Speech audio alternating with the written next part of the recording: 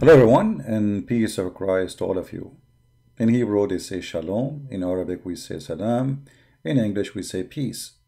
However, He is the peace. When you believe in Christ, you are with the King of Peace. When you believe in Muhammad, you are with the devil. I see many comments made by Muslims, and all of them they are saying Christian friends lying, Christian friends not telling the truth. And actually one of them, his name is Islam is the truth. And I wonder how that can be true. My friend, you are welcome to call me and show me how Islam is the truth. As I know that God, He knew what He's talking about. You know what? Maybe you have your own logic. I hope He is listening. Is He still there? The one who called himself Islam is the truth. I mean, how Islam is the truth? And your God, Allah, He have an IQ of little kid. Let me give you an example. Not limited. Not limited. Remember that.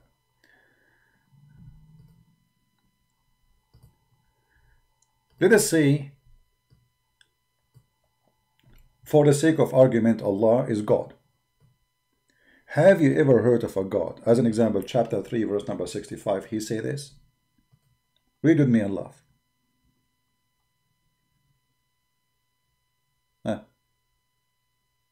The page is not opening. Oh, I forgot. I did not say inshallah. Hold on.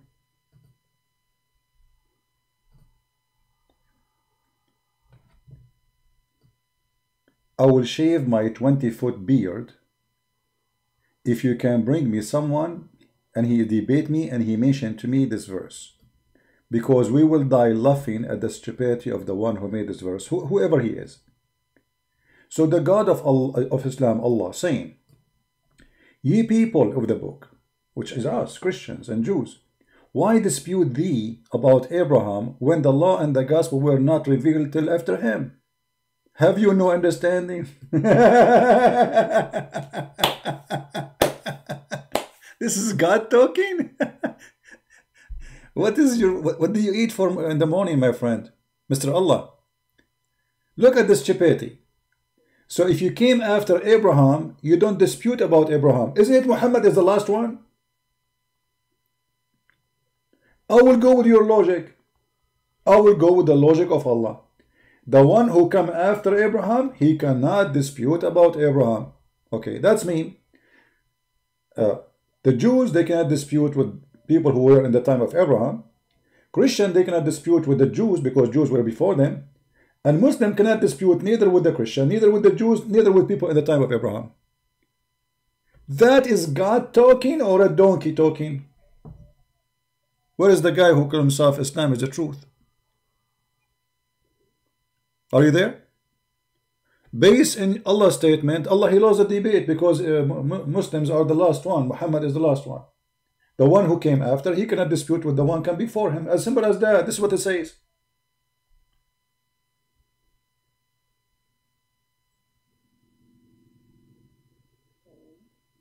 Are you there, my friend? How this can be God? You tell me. So now if you call me, I will say to you, okay, let us go by, do you accept Allah judgment? You say, yes, sure. Okay. I cannot debate with the Jews because Jews came before me. So they are more right, according to the Quran. But you Muslim cannot debate with me too, because I came before you. So Muhammad, he have no answers. And he come with this stupid answer.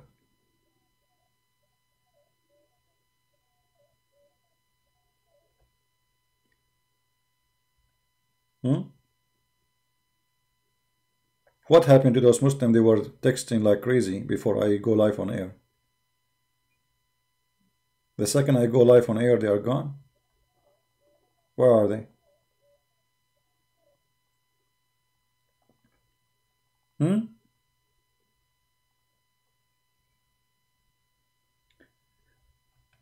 Actually, in the same chapter, as long I am there, just to show you the stupidity of this book. Look at this. Abraham was not a Jew, nor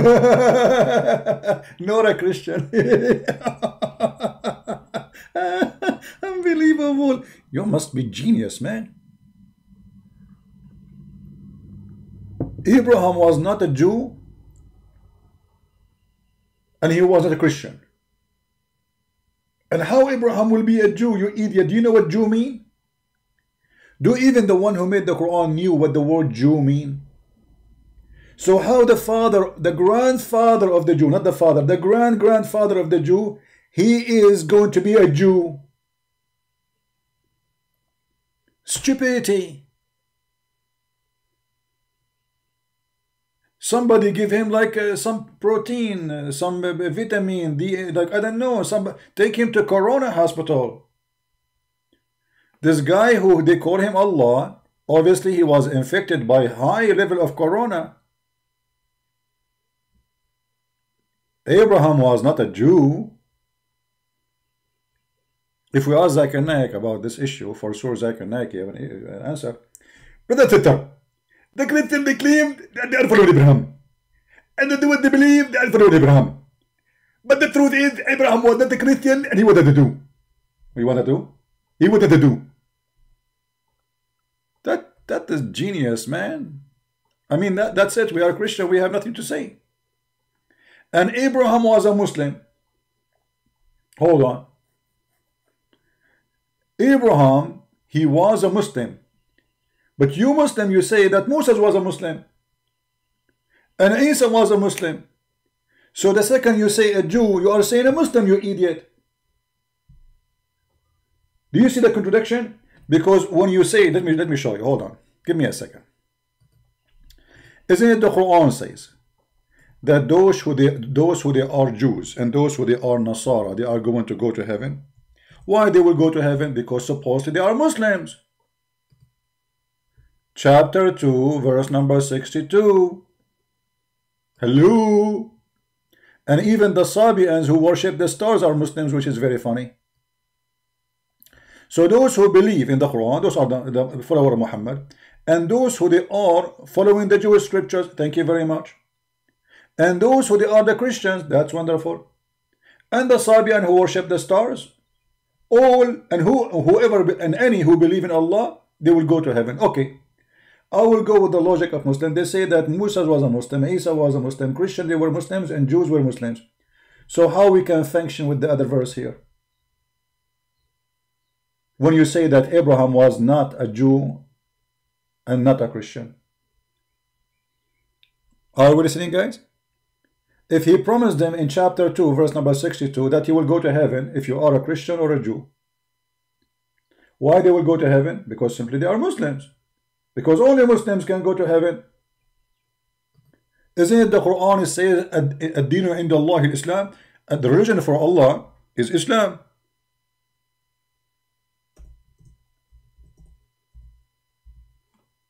Huh? Chapter 3, verse number 19. Religion before Allah is Islam. So anyone, if you are a Christian or if you are a Jew, if you are Abraham, if you are a Muslim in Islam. And here you see the stupidity of the one who fabricated the Quran. Because in one side he say Abraham was not a Christian, neither was a Jew. And one side he say that Moses was a Jew, Isa was a Muslim, Abraham was a Muslim, Jesus was a Muslim, and those who follow him, they are Muslims too, and even they are promised to go to heaven.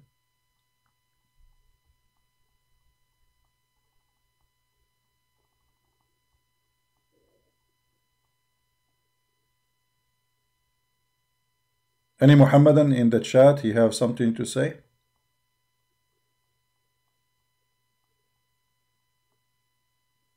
Hello? I wonder how, I wonder why.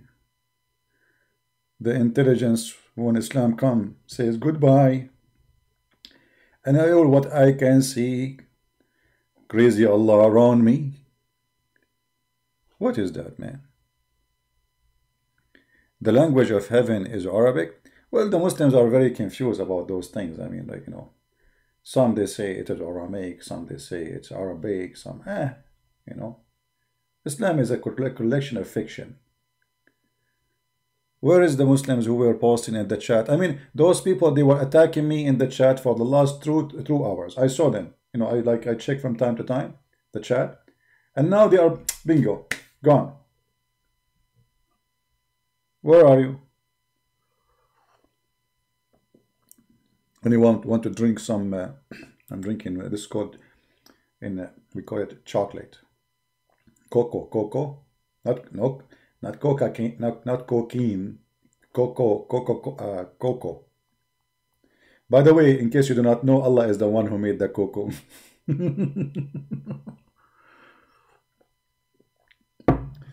And you know, when you say to me that Islam is the religion of truth, I mean, can you find me something truthful in this card?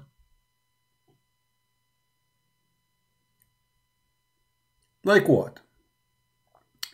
777, can you help me? My friend, you do not need help. You have the agent code of James Bond. You are the last one need help. 777, I need help.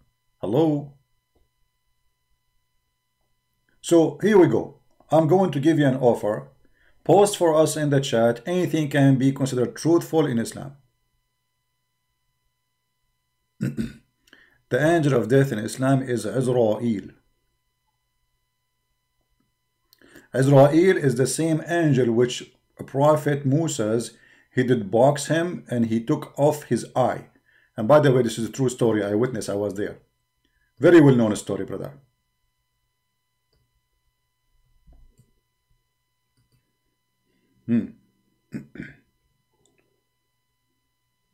Let us see the hadith.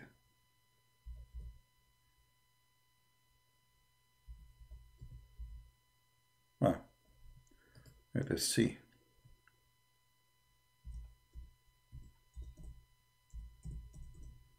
All those stories, Muhammad, I don't know what's wrong with this website.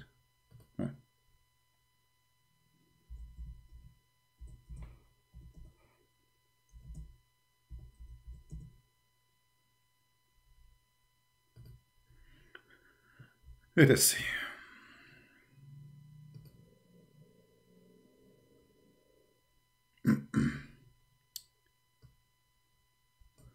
Let us try to find different source. This one cannot be found. We will find. Here we go. Here we see the story, which is a true story, by the way. I saw it, and even Musa's, he have his camera on live on air when this happened. The angel of death, who says that? Muhammad, supposedly. When Allah, he sent the angel of death to Musa's, which means to take his life, to take his soul. He went to him. He went to who? To the angel of death. Be my witness. Muslims, Allah is God of the truth. And as long Allah is the God of the truth, Muhammad, he will tell nothing but the truth. I mean, we have to admit. So when the angel of death was sent to Moses, he slapped him severely. What he did? No, severely, more severe. Even harder. Again, and again, and again, and again. Okay, Musa is getting tired now. Spawning one of his eyes. And the angel went back to Allah. The angel went where? Back to Allah. What happened? And he said to Allah, you send me to a slave who does not want to die. Allah restored his eye and said, okay, no problem, go back. Okay, you guys are funny. Go back. Okay, I will send you again.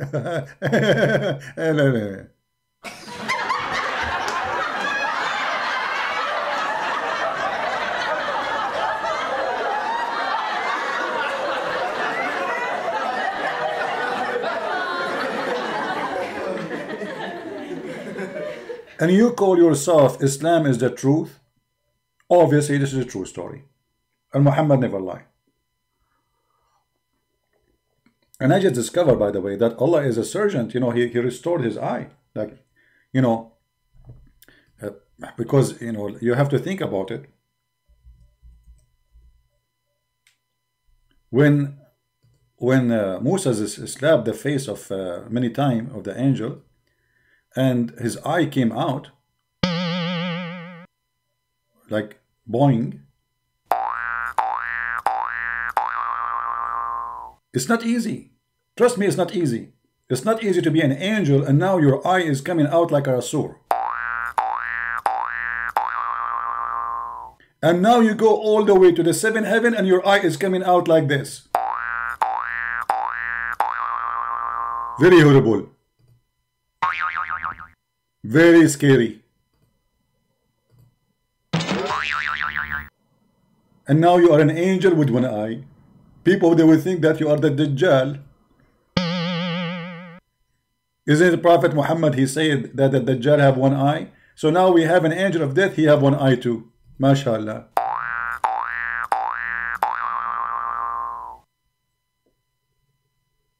Islam is the truth. So what we learn from this? We learn that I can fight death, and I can beat the angel of death, and I can extend my life. All what you need to do is to learn some karate. Karate, brother. Ching ho, hee ho, meow, meow. And right away the angel eye will come out. And the angel will go to Allah and say, you sent me to the Kaaba, I didn't want to die. He didn't want to die. He didn't want to die. It looks like it's a choice. I thought if Allah, he said B is going to be the angel of death, he went to Moses. Is that the order of Allah, or the angel of death he chose to kill as he wish? The Muslim, they will say it's the order of Allah. So where is the religion who believe if Allah wants something to be, he say be? Hello?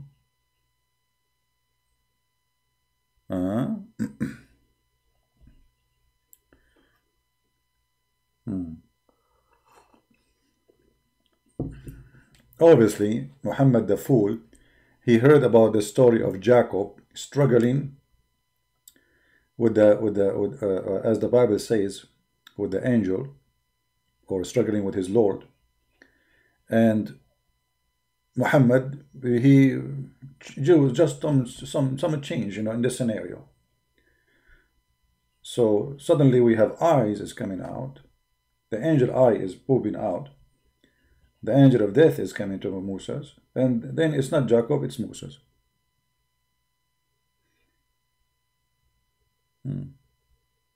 Anyway, this is not our topic, really. I'm not going to talk about this, even though I like to hear this. Remind me when I was a kid, you know, last year, you know, we used to watch cartoon. And, you know, in the cartoon, we learned in the cartoon, like, that shooting stars is a missiles sent by the Titan God. The Titan God, like Star Wars, like wee, wee, wee, wee. Have you ever heard of a God? He teach us in the Quran that he shoot the shaitan in their ass by a star, and this is why the stars are created.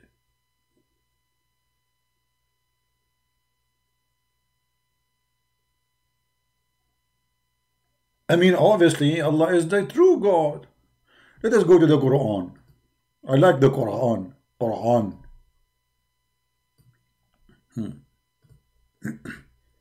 Look what the Quran says about the stars, Baghazal.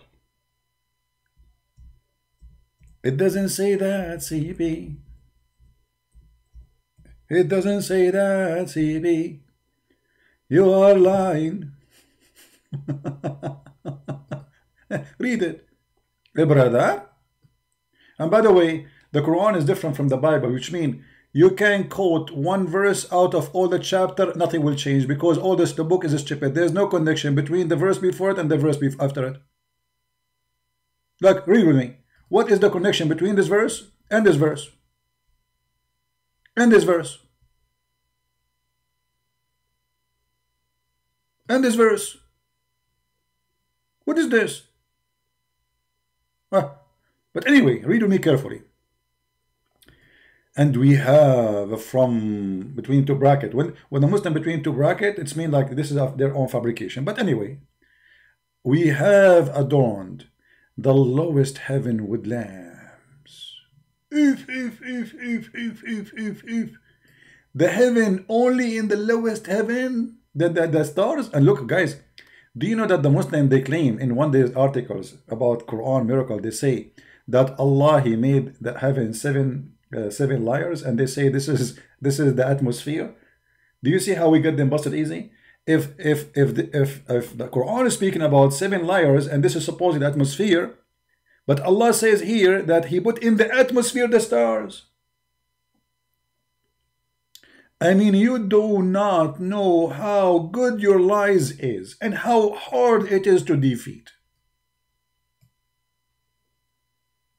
Read interpretation.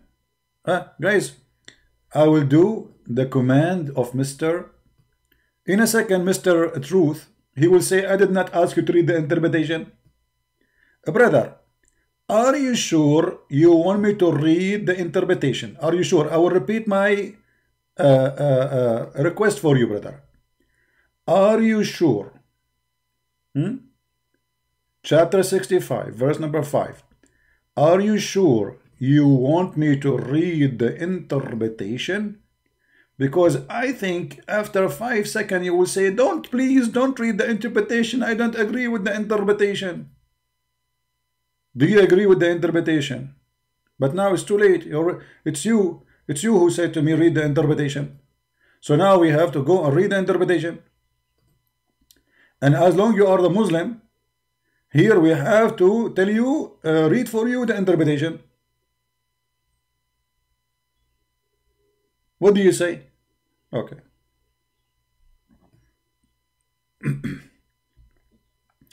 This is Ibn Kathir. As you wish, my friend. We are here in your service, brother. Let us zoom in. Hold on. Let me make the text bigger.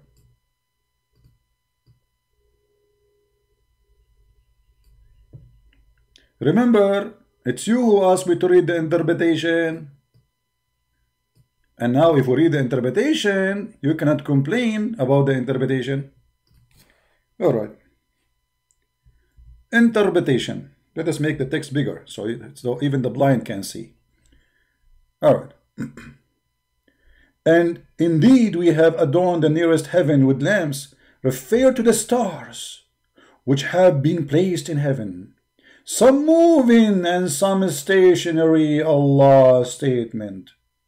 And we have made them as missiles to drive away shaitan. To pronoun them in his statement, we have made them the same type of a statement, star being referred as lamps. It doesn't mean that they are actually missiles, but they are stars, and the stars in the sky are not a throne, rather they are meteor beneath them, and they are a throne taken from the stars, and Allah knows best.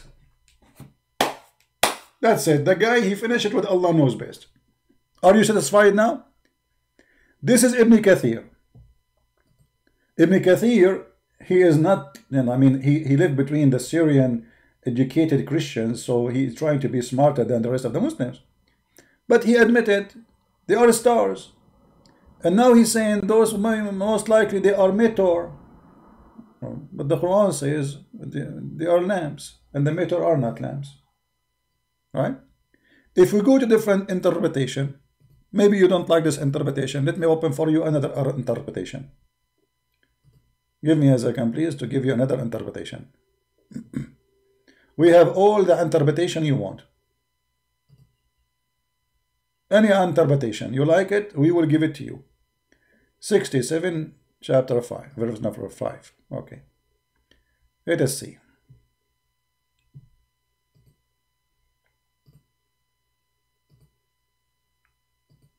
And now you will say, I don't like this interpretation. This is Tafsir al-Jalalain. Who? Al-Jalalain. Who? Al-Jalalain. Who? Al-Jalalain. Who? Al-Jalalain. Brother, for some reason I cannot hear you. And verily we had ordered that of heaven, enclosed it to the earth, with lamps, with the stars, and made them missiles against the devil, should they attempt to listen to stealth, in which case a meteor of fire detach itself from the star, and just like the brand taken from the fire either kills the jinn and this kill the genie. So now the Quran explained to us that Allah, this by the way, this is the Muslim interpretation. The Quran does not say it's a meteor. It says we made the sky with lamps, and we made those lamps missiles, not a meteor. Here the Muslim trying to fix it. The older the interpretation is, the more horrible it is. This is Ibn Abbas. And verily we have beatified the world's heaven, the first heaven only, with lamps, with the stars, and we made them, i.e. the stars, missiles for the devil, such as some of them come to be bewitched, and some are killed while others are burned. True story, brother. Are you there, Mr. Truth? Here we go. We did read for you 3 interpretation. Which one you like more?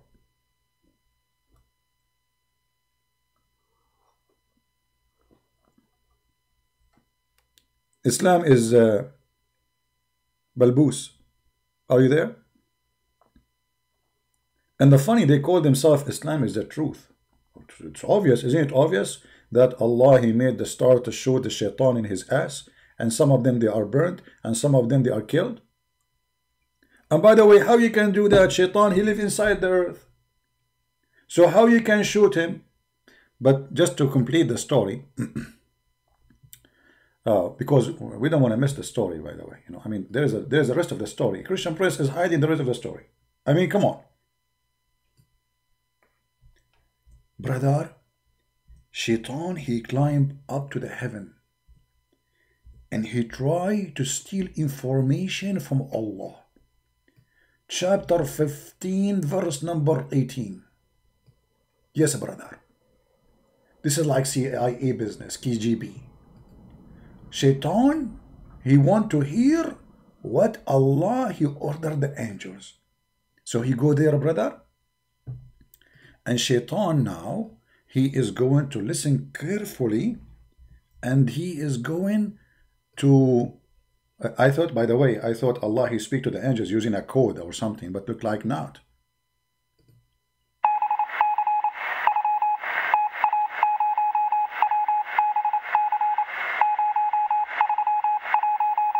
And now Shaitan is listening to the conversation between Allah and the angels.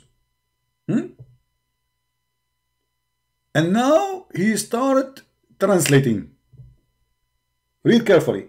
The Muslim, they say to you, there's tons of article, by the way, about those verses. It says, and we protected the sky. You know, we protected the sky. But they will not tell you that what Allah protected the sky from. They say, oh, the sky protected, this is the atmosphere. How the Quran knew that? It is stupid idiot. This is about fiction. This is about protecting the sky from inside out, not the opposite. Shaitan, he cannot go up to the sky. And the fabricator, they made articles saying this is about the atmosphere. So look how fiction is stupidity became science. And we have guarded them from every cursed devil. What? We guarded what? The heavens.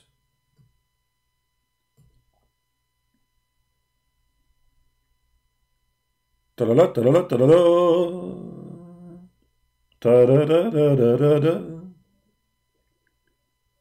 guarded the heaven from the devil. And if the devil, he tried to go there, what he will do? He will try what Scooby-Doo do. Scooby-Doo. What Scooby-Doo do? He spy. He opened his ears and he listened to the conversation so he can spy at Allah. But any that gain hearing by stealth is pursued by a flaming fire. Shaitan like, ah. And now Shaitan, he go to the emergency room and they ask him, why you have a burning spots in your ass, brother? Because genie, they have hospital too, hello? So he's a brother for them. So the nurse, you know, in the genie hospital, I can imagine, like they have a nurse with big big balloon, you know. Hey, honey, why you have burn in your ass? The genie would say, oh, sister, I was... Take it easy, honey. It's easy. It's not easy. The burn in your ass is so big. I'm trying to tell you what happened. I tried to spy at Allah. And I went and I heard all the conversation.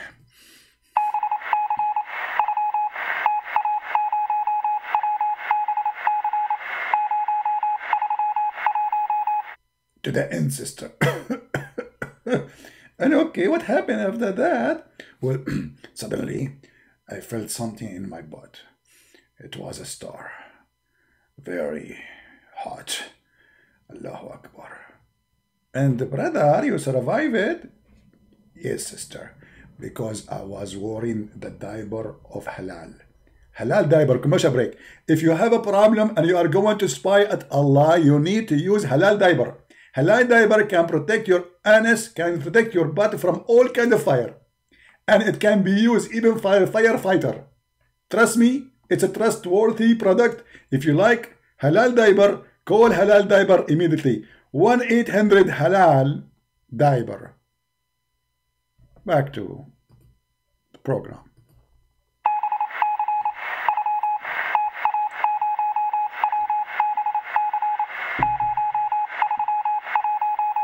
What happened to you? Islam is the truth. This is the truth of your religion. Where is the Muslim who brag about the Bible is corrupted, Jesus is not God, Quran is the truth? And we did not even read anything yet. We are just taking a snack. This is a snack for Christian Prince. We did not start. Shall we start the program? Commercial break. Let me talk to the director. Do we have commercial break? Commercial break. If you like to read more about Islam, please read the Christian Prince books. You can find them everywhere, exception of the sorry, we have technical difficulty, but what the heck is that, man? This is Islam, this is the religion of the truth, and this is, and you are trying to convince me to convert to Islam so I will get virgins? And what is the guarantee they are virgins? How we knew they are virgins? What if they are not? If there is a return policy or something? I'm really convinced that Islam is a true religion. I mean, look, the Quran is full of wisdom. Isn't it obvious, brother? Oh boy. Who is a Muslim? He wanna give us another proof that Islam is a true religion. Forget about this, you know. Look, hold on, what forget? Look at the verse after it. And the earth we have spread out. وَأَلْقَيْنَا فِيهَا رَوَاسِي. Look at the false translation. Yes, the Quran says that Allah, He made the earth flat. This is true, and actually the earth is flat, especially where I live. It's very flat here. Look at my room. And then Allah, He set mountains in the top of the earth.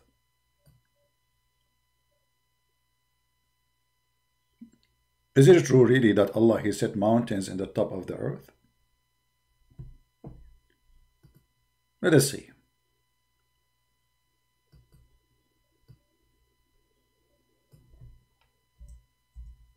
By the way, all those things, the Muslims have tons of articles claiming those about science, trying to fool you.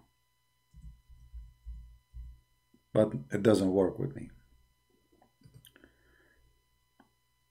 And he has set up. It doesn't say set up. It says وَأَلْقَى. وَأَلْقَى, he throw in the top. This is what alqa mean. Anyone can go right now search what the word alqa mean. وَأَلْقَى. Wa like isn't like and in English. Alqa, he throw. He throw. You can copy this word, take it to Google Translation, and you will see the meaning. It's mean throw. So according to Islam, Allah, he throw in the top of the earth mountains. Why? Because he don't want the earth to move on you, to shake on you. In fact, areas where there's mountains, the more mountains you have, the more you have earthquake. As an example, all of Japan is mountains. And they have a lot of earthquake. I think 2,000 an average of a day. So having a mountain will not fix the earth. They might say to you, well, in science, mountain help to reduce. But it doesn't stop the shaking, right? And mountains actually, they happen because the earth is moving. Mountain is not something coming from inside, from the top of the ground. It's coming from inside the ground. An area where is either there's a volcano or there's two tectonic plates are hitting each other, and that pressure will cause a mountain. And that means that pressure is caused by a movement. You can go right now and search in private Google, peace upon him, how mountains are generated. Actually, let us do it now. Hold on. How mountains is formed. Okay, here we go. We found how mountains is formed, brother.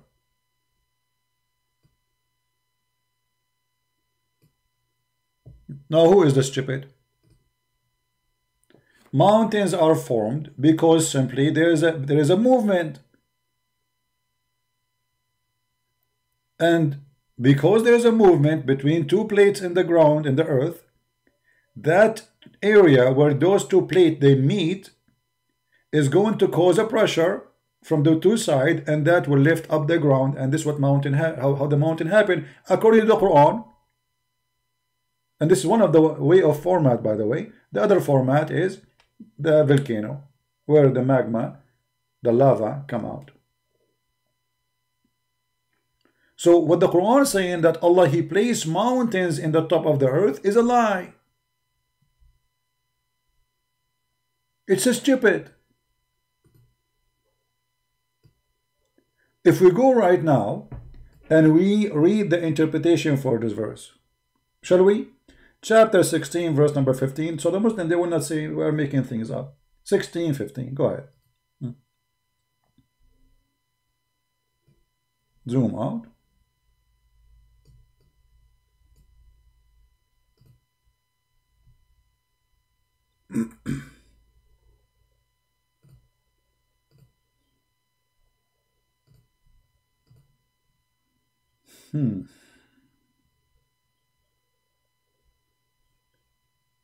And he has cast. You see, guys? I said to you, alqa mean throw. Did you see?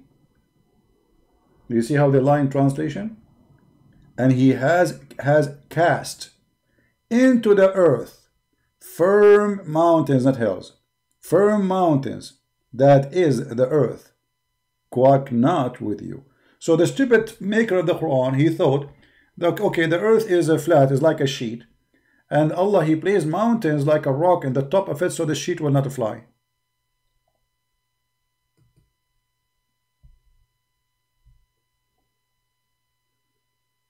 And they have thousands, if not millions of videos about scientific miracles of the Quran.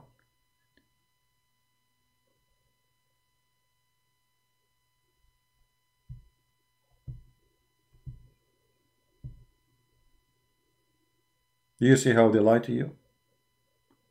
They, this is the Islamic propaganda and agenda. They switch what is stupid to be scientifically accurate.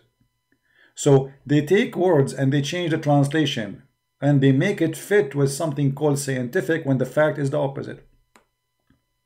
As an example, I'm sure many of you heard that the Muslims, they say that the Quran say the salty water and the fresh water, they don't mix, correct? And they have videos on YouTube about this miracle, how amazing, etc. Does the Quran really say what they are saying? Let us laugh together.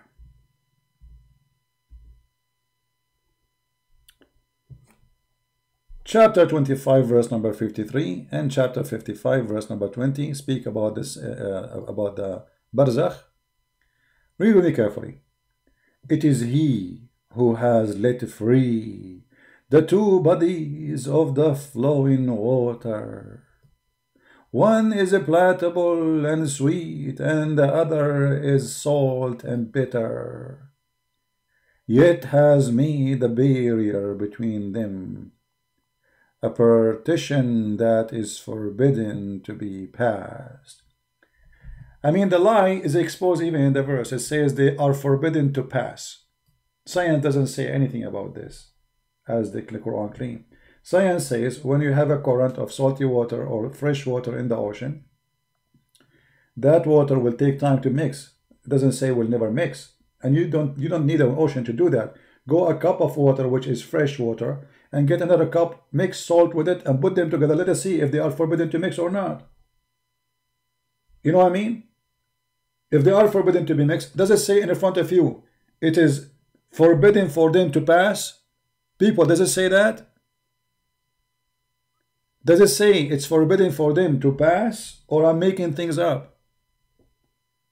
Hello? Hello? You want some sad music with it? Ah, you are a music guy. Aha! Man.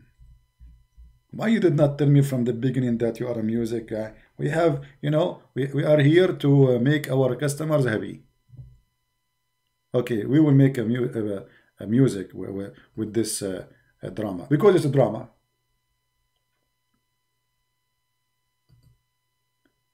So the Quran confirmed that this water will never pass the other water. Never.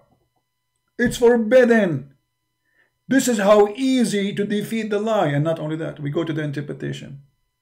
The interpretation says clearly that Allah, He made the salty water and the fresh water, they are separated between two bodies of land, which means the stupid God of Islam, he think that salty water and fresh water, they are two different water and they never have to do anything with each other. How we can prove that? Let us go to the interpretation. Where is the guy who asked me for interpretation? You don't want interpretation? Do you want interpretation or you don't want interpretation? Chapter 25, verse number 53. Let us go there. Ibn Kathir.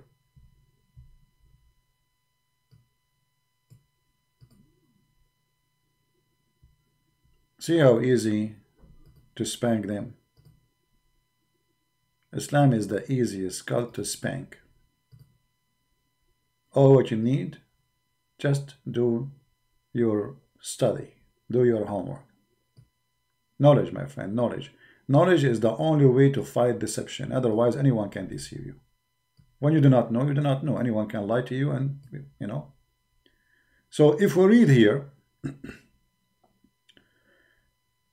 it is He who said the free two seas. First of all, the Quran says two seas, which is wrong.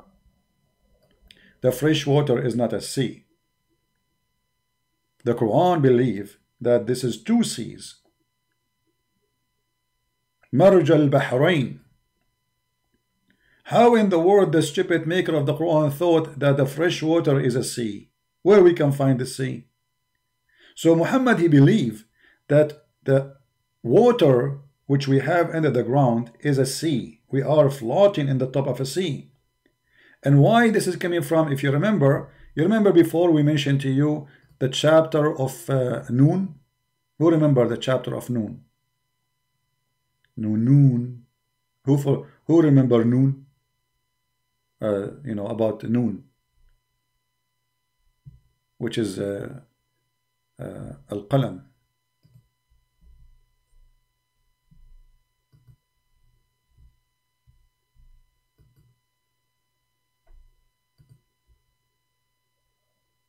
Read carefully. From his narration and the authority of Ibn Abbas is the cousin of Muhammad, that he said regarding the interpretation of Allah saying Noon. Noon, he says, Allah swear by Noon, which is the whale that carried the earth on its back while in the water. Now we knew where Muhammad he got this from. Muhammad he think we are in the top of a sea, and this is a fresh sea. How we know it's a fresh sea? Read carefully. If you go down, you will see it says that. Let us continue reading. Oh, it's a whale carry the earth in its back, and it's true, by the way. I saw it myself. Okay, bring the Quran for me. I swear by Allah, it's true. While in the water, I'm so glad that the whale is in the water, not flying in the space.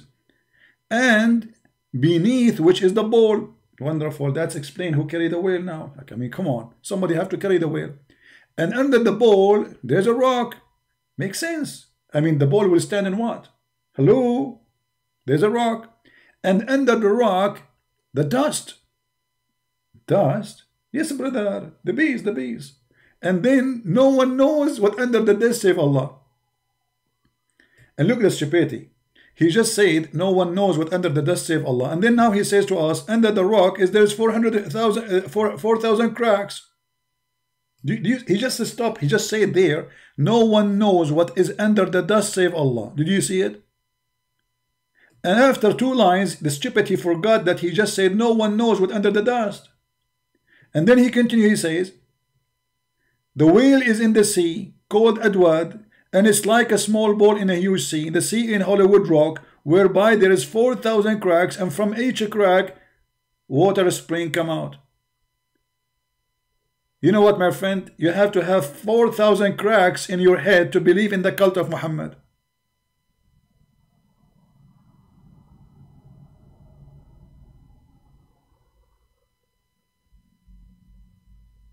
Huh? What is this?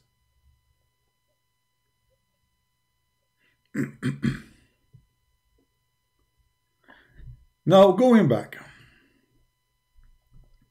so those water are forbidden to meet. If we go and read the interpretation of Ibn Kathir, you will see that this water is a sweet water and this water is a salty, etc. Blah blah blah blah blah blah blah blah blah. Let us see how those water mix or not mix. Read carefully. And Allah, he has set a barrier as a complete partition between them, meaning between the water, the fresh water, sweet water, and salty water. Barzakhan. What barzakhan mean? Which is a dry land. But a barrier means a partition, which is a dry land. Do you see how we got them busted? So they post for you videos on YouTube showing you like a 2-colored water and say praise be to Allah. Allah, he said in the Quran that the water don't mix. Praise be to Allah. When the Quran using the word in Arabic clearly, it says barzakh, and barzakh is nothing but a dry land. Do you see it? Even it says in Arabic وَحِجْرًا مَحَجُورًا, the word hajar, you know, or hijr, coming from the word hajar. There is a barrier which is a land.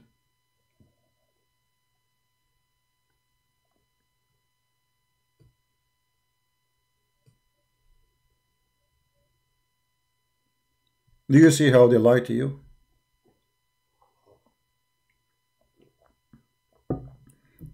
Why we have only 900 something here? Where is the rest?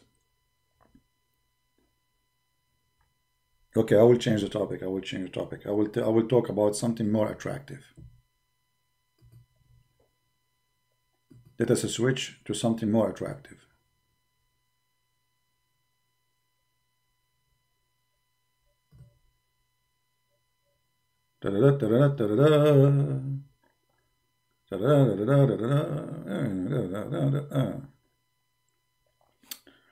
Okay, as long as we talk about something attractive, so let us talk about something attractive for men first.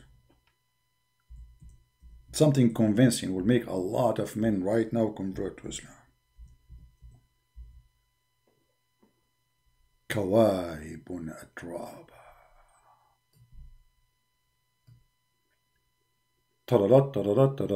Look at this. Beautiful.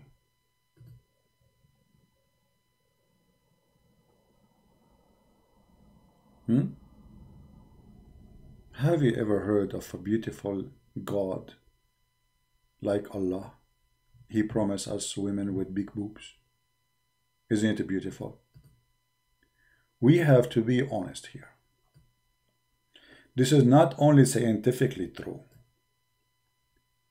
This is horny true.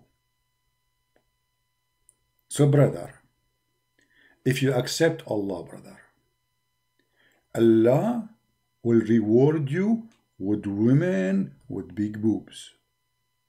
In case you never saw boobs before, brother, I will do it to you in a halal way.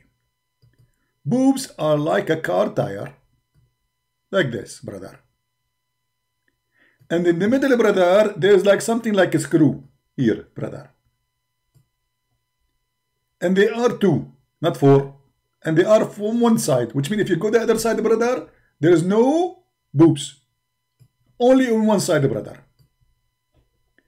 And those boobs, brother, they are so big and beautiful. And they are in the top of that. Let me explain to you, because most of you are under the age of 70. And you do not know what I'm talking about. I'm very sure. And this is where you get knowledge from here. Those boobs, brother, because they are so big, brother, so huge, brother, if you suffer from, let us say you are driving your car, brother, and then, brother, you hit somebody in front of you. Those boobs, if you put them in front of you, they will protect you and they will do boing boing. It's like, brother, the same as the pillow they do for you these days in the car for safety. And here, brother, you see how Allah is thinking about your safety, protecting you by the boobs of those women. So we can say that those boobs are not only for sexual reason at the dirty mind of a Christian prince, they are exist for safety reason too. And that will reduce, brother, your insurance.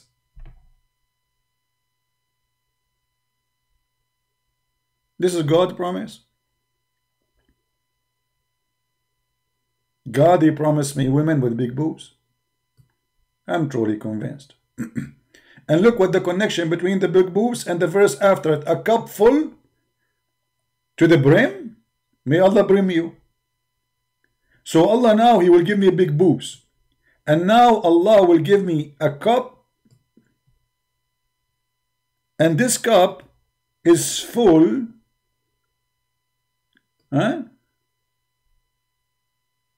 To where?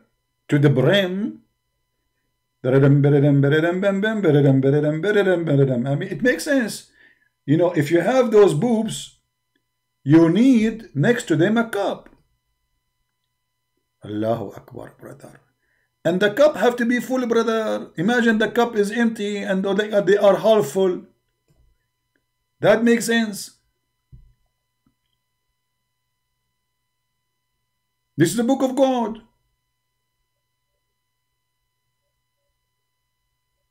And the verse before it says you will have a grape. I'm not sure why not coconut. I mean, coconut will be better. Where is the guy who say Islam is true? What happened to them? Why did it disappear? Look how quiet they are. Did you notice how quiet they are?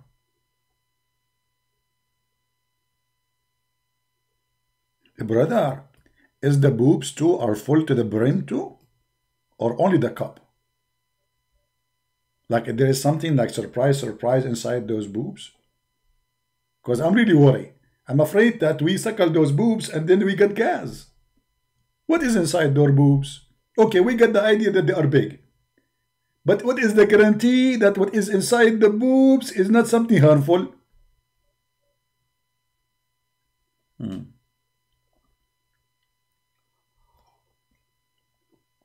after I finish my program, the 1000 lie of a Christian prince. I show it in the screen. Those are lies. Yes, they are lies for sure. Those Allah lies. To the brim. So now we have a garden, and this garden is enclosed, and inside the garden there's a grape, and next to the grape there is boobs, and next to the boobs there is a cup, and this cup is full to the brim. Truly, truly, Allah must be the true God. Who can argue with that? All of us, we dream about having a full cup to the brim. Who don't want to have a full cup to the brim?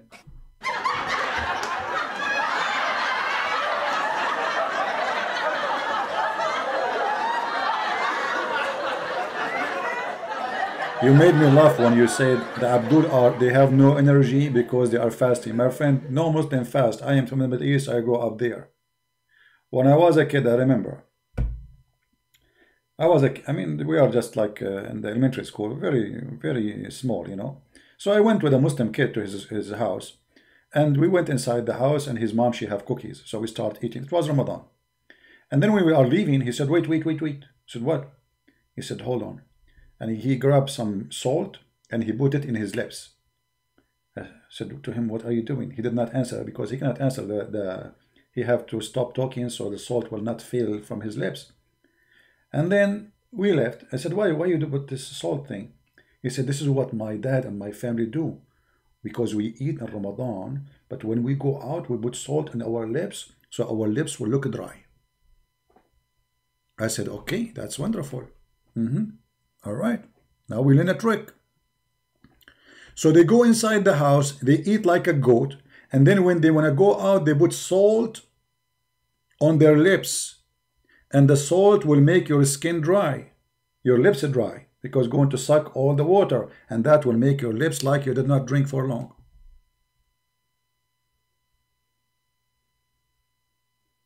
And him and his family, this is a kid, how he will learn? The whole family do that.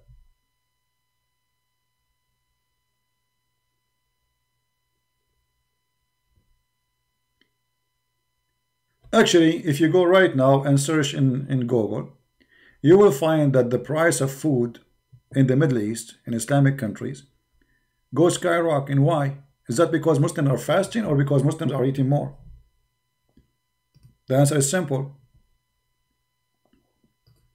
They are not fasting, they are eating more. Let us type in Google, food price, Ramadan. Food price, Ramadan. Hold on. I'm typing in Arabic. Food price, Ramadan.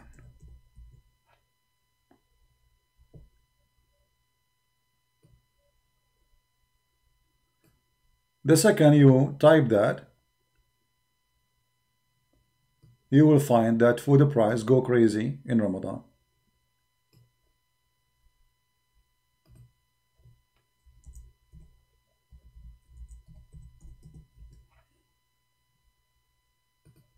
Read with me. This is Muslims. This is Muslim news agencies reporting how the food price in Ramadan goes skyrocket. Why food price skyrocket during Ramadan? Why? Because they are fasting, brother. They don't eat. Nobody buying food. In fact, they are eating food like crazy.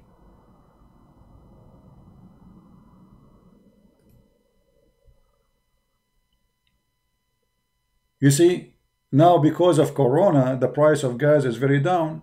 There is many reasons, but one of them, people are not driving. People at home. Way more or less people using gas. So the price, what will happen? Too much gas, price will go down very much. Food is the same. If nobody buying food only to survive, because they are fasting, then the food price will go down, not the opposite.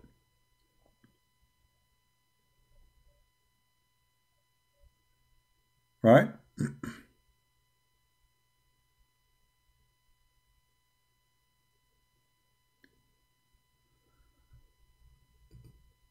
So when they say they are fasting, it is a lie. They don't fast. It is the month of belly dancing, the month of drinking, the month of smoking, the month of shisha. Go and see.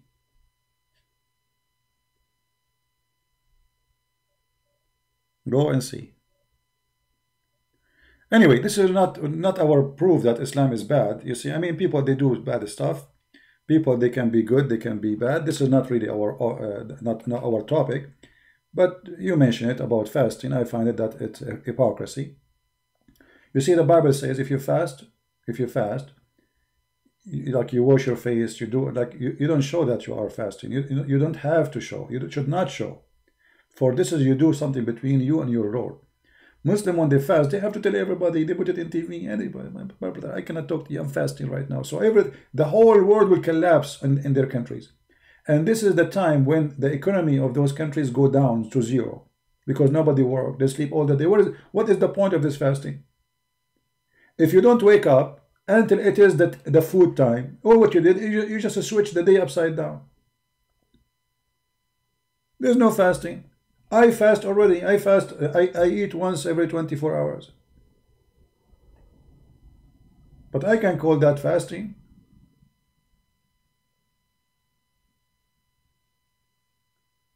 And Muhammad was fasting, but he was kissing and sucking the tongue of Aisha. I mean, this is a lot of fasting. And Aisha, she said, well, who of you can control his private part like the Prophet? Suddenly, Aisha, she is not a virgin, she is expert. She had many men in her bed, and she knew that Muhammad, he is the best one to control his private part. And what he was doing? Kissing her and sucking her tongue. And what is the excuse? Who of you can control his like Muhammad? Well, I can tell he controlled it very much, to the point he is fasting and he cannot stop kissing you and fondling you. And do you see how much control he have?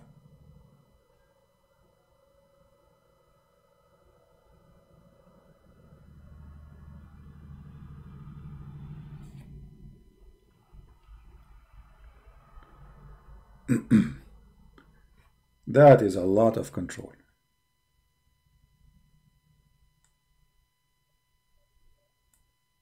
Very much controlling. Even when she have her period, which is very disgusting for a man to do, he ordered her to tie a sheet around her waist. If the bleeding was heavy, and here in the translation they say, and he would embrace her. The fact he was not embracing her, it says, yubashiruni. He is doing sexual things with her. He fondled her.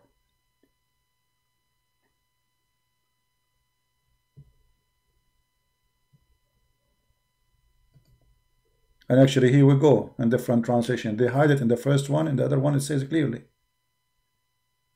The Messenger of Allah wanted to fondle any one of us during her period. Muslims, what fondle mean? May Allah fondle the Prophet. The Prophet, if you want to fondle any one of us during her period, he used to order her to put an izar and start fondling her.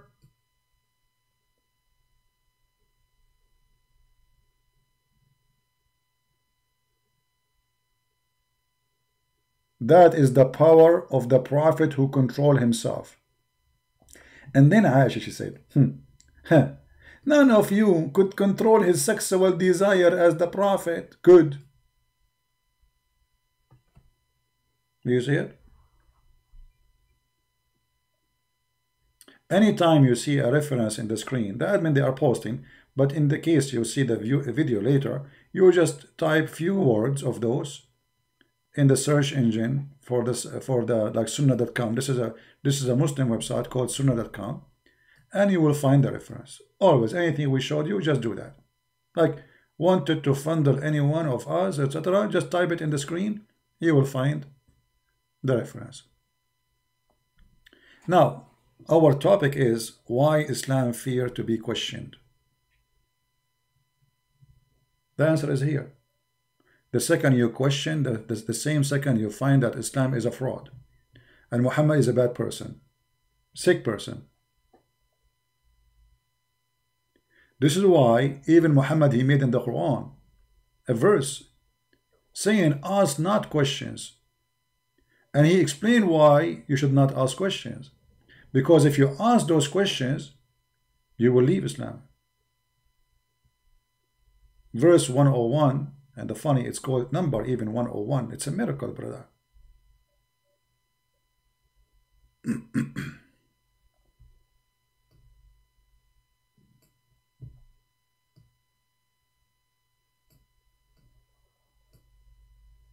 Don't ask questions. Islam cannot stand for questions. The second you ask questions, Islam collapses.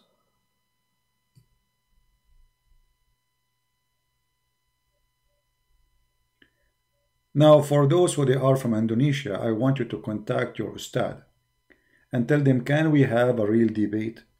And you know, if their excuse is that the Christian prince, he might hang up on us, make it clear that anyone who is a sheikh,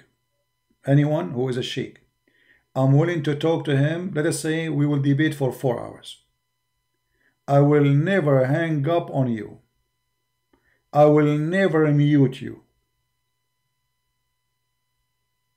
Never. And if I do, you are the winner. As simple as that. The topic is why I should be a Muslim. Or you don't want this topic, change the name as you wish, I don't know. Just come to me.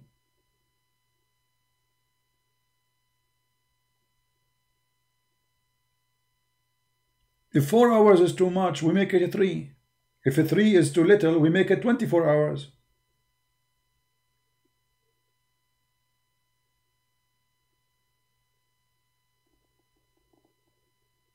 Who is a Muslim cleric? He like to a moderator. You see, a moderator, that's mean that he can talk and I cannot talk, right? Until he finish, right? This is not a debate. If a moderator is to be there, so just like if things go crazy to cool it down, no problem. But both of us should be allowed to talk in the same time, so he can corner me, I can corner him. Otherwise, this garbage, 5 minutes for him, 5 minutes for me, is not a debate. Because he will get away with what he say, I will get away with what I said. There's no need for that. Equal rule for me and him. So he want to have a moderator, but the moderator does not mean that time for him, time for me. The moderator is, if like things go out of control, he can say, okay guys, please cool down, let us you know, that's it. If this is the case, no problem. Because the only way Muslims, they can get away with they call debate is this moderator garbage. Do you remember the debate, or if we can call it debate, between David Wood and Mimi Hijab? David Wood, he asked serious questions. David Wood, he made it clear. This is a serious question. The other opponent, he make it a mockery. And he did not answer. So, did the moderator say to him, but he did not answer him? And you see, you have to be careful with those people because they will try to avoid answering you. So, what's the point now? You give me the microphone. And I will say to you, you did not answer me. What is the answer? I want the answer. And then he take the mic again for 5 minutes and he did not give the answer. Are you getting the point? So, a real debate is crossfire debate. Otherwise, there's nothing called debate. A moderator, the one they do it, It's just you say whatever you want, he say whatever I want, and then we go sleep. No. It's not me who will not talk non-stop. That's not true. I always give people, go and watch all my debate with those who they call themselves a cleric, sheikhs. You will not find one of them. I did not allow him to talk. How I can allow him I mean, we are talking at the same time. If your mic is open and my mic is open, how I will be able to make him not to talk? That's a lie. I have all my debate there. I hang up on kids who say stupid things. The second he starts saying stupid things, there's no point of talking to him, because simply I'm not going to speak to somebody lying loud and open, wasting my time. When I speak to somebody, he have to be respected, respecting himself first, and not to be a liar. Now, you want to lie to me, say it doesn't say that, you have to prove it, no problem. We have hadith, we have... The second you say to me, I don't believe in the hadith, okay, go. There's no need to talk, because I'm not a Muslim no more. I don't believe in tafsir, okay, go. And you will be surprised, even they might say, I don't believe in the Quran. Like when Mimi Hijab, he says to David Wood, he says to him, you Muslim believe that Allah have hand, have etc., have parts. So Mimi Hijab, all this serious question, he answered it by what? Said, who says so? Who says so? And people start laughing. That's the answer? What do you mean, who says so? Muhammad says so. The Quran says so. All your scholars say so. So a serious question became a mockery, and they start making fun of David Wood, when the fact David Wood got him busted. And then the Muslim, they thought that they have like they won the argument. What do you mean you won the argument? Allah, he says he have a shin. Allah, he say he have hands. Your scholar, they say that, aren't you a Muslim Sunni, Mimi Hijab? He's a Muslim Sunni. So how you say who say so?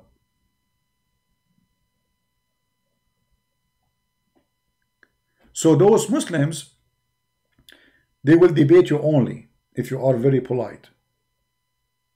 And what I mean by very polite, that you will not be all over them, busting them with their lies. So Mimi Hijab was lying. David Wood was at a stage, he was a very polite person, very nice person, very gentleman. And because of that, he was able to get away somehow with his lies by saying, who said so? Those people, when they lie, you need to spank them immediately, as fast as the speed of light. And this is why they don't dare to debate me, because I will not give them the opportunity to lie.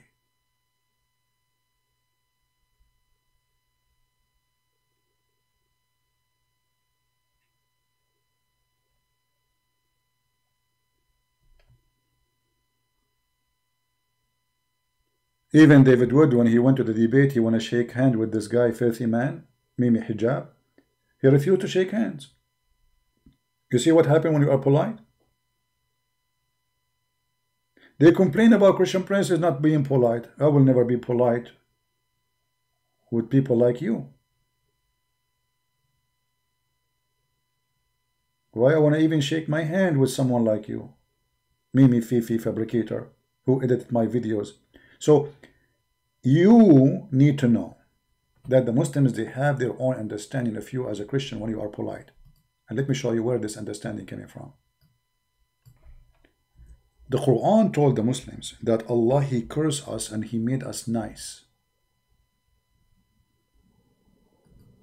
He what? Allah, he cursed us. This is a curse. ضربت عليهم الذلة. Allah, he put a bitch of curse on us to be humiliated.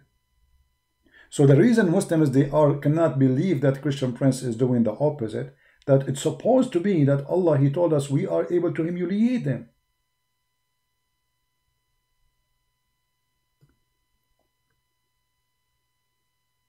So when a Muslim, he see a Christian, he is nice, that will come to him that Allah, he curse you, so you are humiliated, so you are very peaceful.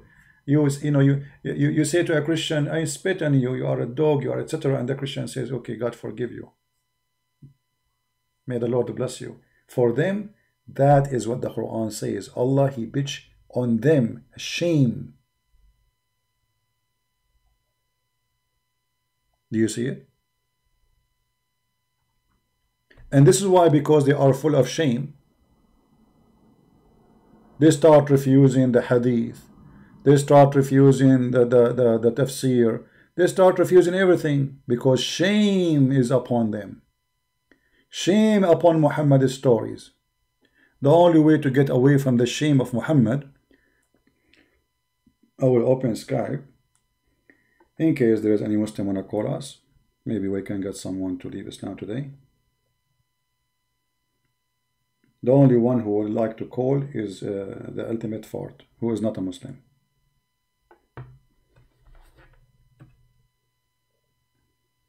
That's it. This is the only guy you want to call. No real Muslim want to call us.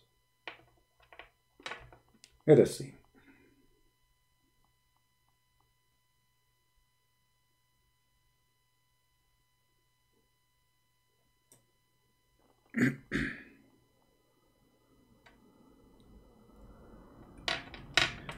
Let us open Skype and see who will leave Islam. All right.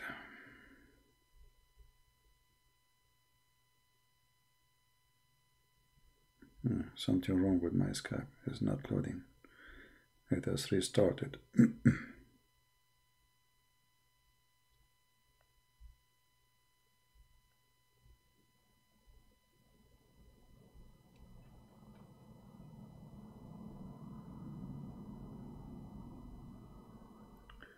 Get a new chair? No, I did not get any new chair.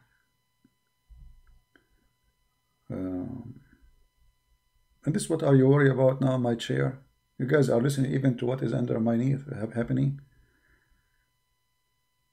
So now, what if I fart, you will know what I ate too? Are you watching that too? You're acting like Muslims now. Muhammad is farting. Muhammad is doing poo-poo.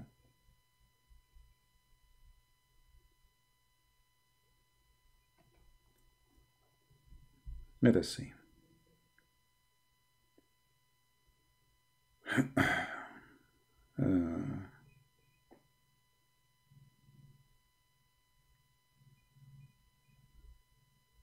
Let us see here.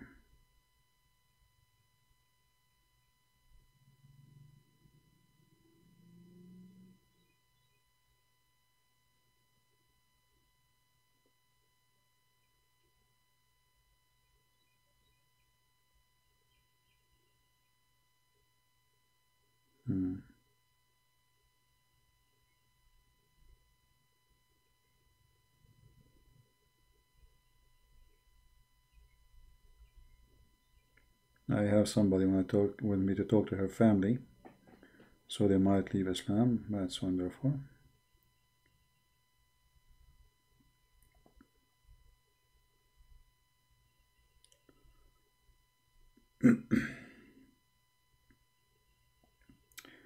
Where is the Muslim who text me? If you're a Muslim, you'd like me to call you, please text me.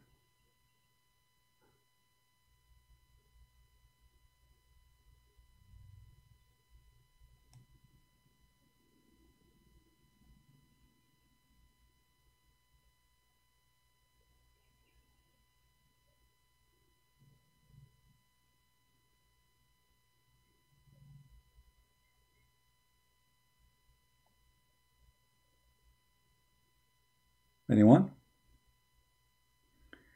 If you like me, no, we will not talk to Ultimate Fort. He's just a kid.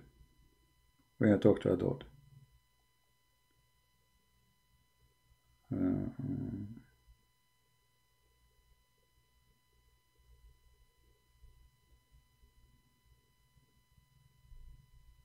Any Abdul want to call?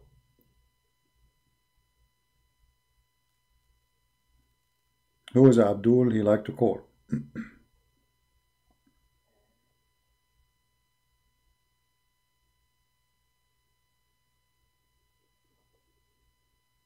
I'm looking. I don't have. The only thing I have is text from Muslim kids. Korean names.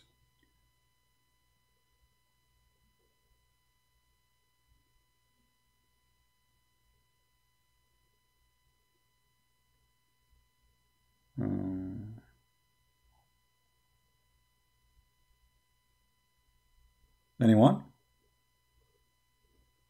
No, no, we will not let kids. Anyone he will, anyone he want to play games, we will not waste our time. If you are a person who don't believe in the hadith, you don't believe in the tafsir, you don't believe in the scholars, you believe in your own opinion about Islam, don't call me. Because we are debating Islam, we are not debating your own fabricated and your religion. We are debating a religion supposedly is established and there's hundreds of millions believe in it. If you have your own belief, that's your religion.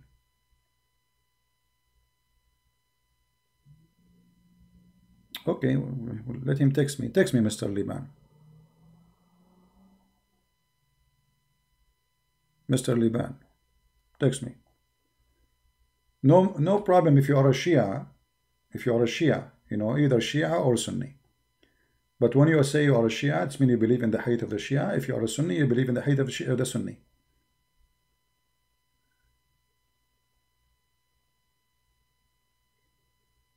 Okay, maybe we have a Muslim here. Let us see.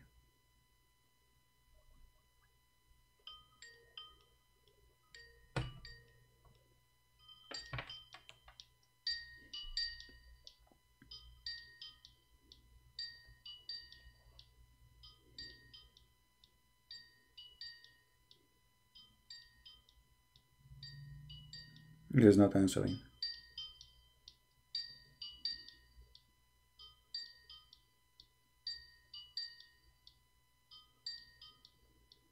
Okay, my friend, you don't want to answer, so what you are saying to me? If you are a Muslim, only text me to call you. Don't call me if you are not a Muslim, please. Anyone?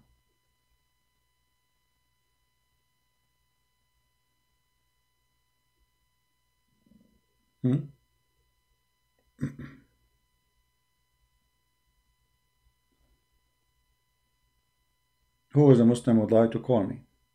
Just text me and I will call you back immediately.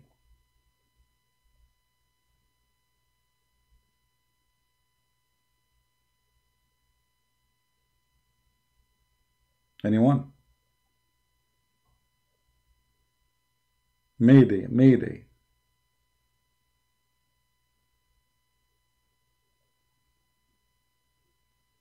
His name is Imam Mura. He don't even know what he's talking about. Imam Mura. You see those idiots, they say Christian Prince, he say this and he say that, but the one who told them that, he don't dare even to call me. This is how terrified they are. Is that telling you something? They don't dare. Okay.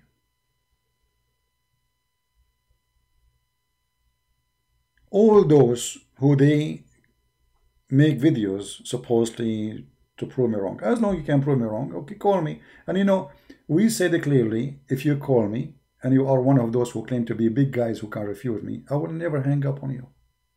You know what? Give me your Skype. I will call you. Don't call me. Your Majesty.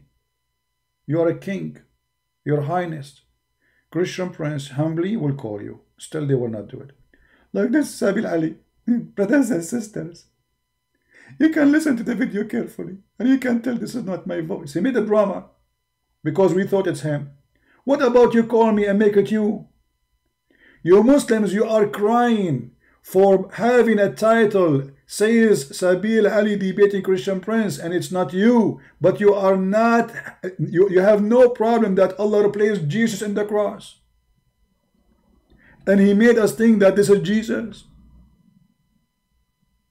Do you see how coward they are? They make any excuse to run away. Brothers and sisters, and I'm ready to debate him. If he can go to Zoom, may Allah Zoom you.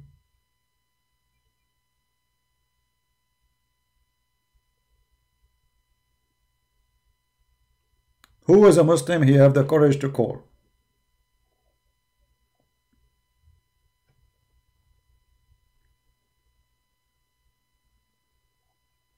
Who is a Muslim want to explain to us how Allah will shoot shaitan in his ass with the stars?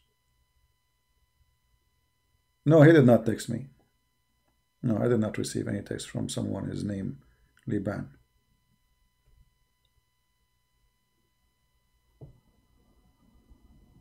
Sabil Ahmed, yeah. Anyone?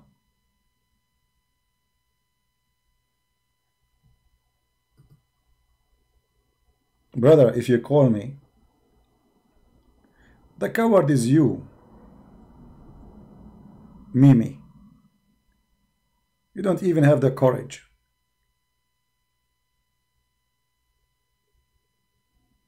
Text from Imam Murrah. Do you know how many Muslims they text me, they call themselves Imam Murrah? And the question, why you are calling yourself Imam Murrah? If there is no Imam Murrah, you idiot. Aren't you the one who says there is no Imam Murrah? Why you call yourself Imam Murrah? You just admitted that Imam Murrah is true. Now, you know what? I will let you call me. If I show you that there is Imam Murrah, are you going to spit at yourself and spit at the one who says to you there is no Imam Murrah? Is that fair, guys?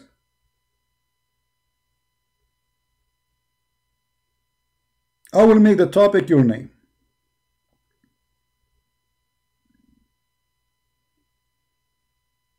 And I will call you. What do you say? Say yes. Murrah, say yes. Did he say yes? I'm just looking for his name.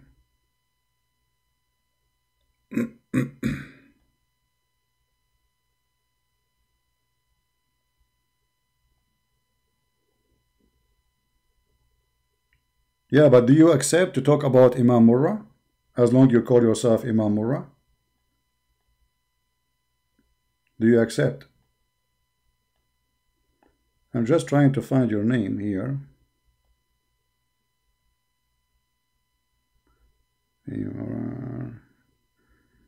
I have 3 people, their name is Imam Murrah. I'm not sure which one is you. Text me. And I will take you right away. And the topic is Imam Murrah. Either people laugh at you or people laugh at me. Call.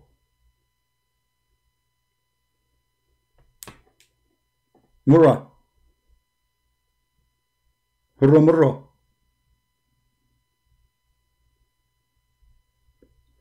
I will call you if you're not calling.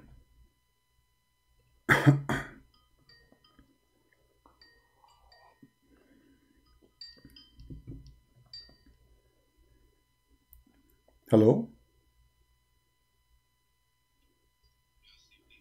Yes, you are Imam Murrah?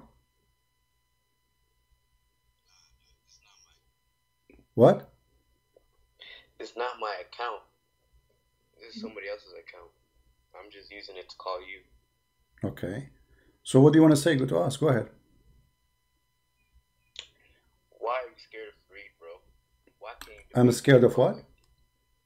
Why are you scared of Fareed?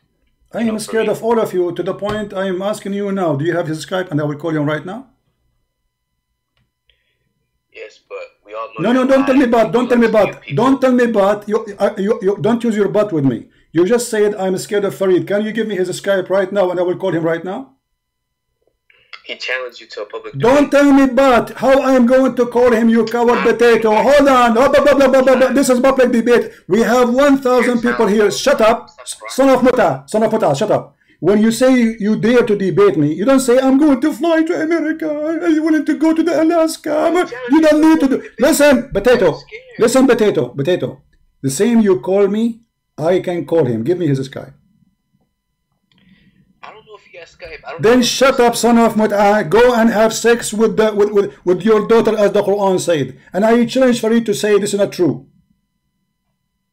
This is what you want to call me for? Who is the scared? The scared is the one who don't dare to give me his Skype to call him. Right now. As long as he's your Fareed and he's your girlfriend.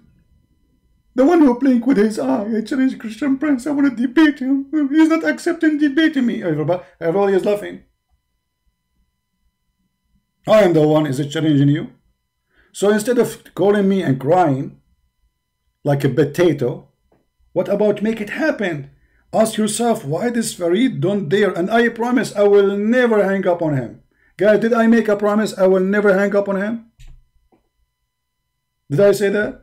Did I make a promise if I hang up on him, I am the one who lost the debate? They have no excuse. All of them, they want to debate me face to face because they knew Christian Prince, he don't do this garbage. As simple as that. If they knew I do it, they will not say face to face. If I say face to face, nobody will show up. I say Skype to Skype, they don't do it. Coward. So you are asking, you wanna call me, you call yourself Imam Farra Durra Potato, you know, sons of Muta. And not only that, this guy, he made a video says, if I am in front of him, Christian Prince will not dare to call me son of Muta. He just admitted that his prophet is a pimp. Because what son of Muta mean? Why you will be offended by calling yourself Muta? Because your prophet is asking your mother to rent herself for money. As simple as that. You just admitted that your prophet is a pimp. Otherwise, you will not be upset. If Muta is marriage, huh? If Muta is marriage, so why you are upset from calling you son of Muta? I am son of marriage. Are you? Obviously, Muta is not marriage. It's a prostitution. And by being, I will not dare. Do Christian Prince dare to say to me in front of my face, son of Muta? My friend, first of all, I don't say to people in front of their face, son of Muta, unless you are debating me. If you are debating me, I will say it to you. I don't see a Muslim in the street and say to him, hey, you are son of Muta. That's not nice. But if somebody is debating me, I will say to him, you are a son of Muta, you are black stone kisser, you are following a child molester. I will give you the list. Because this is a debate. So I have the right to say it. Now prove me wrong. Prove me wrong.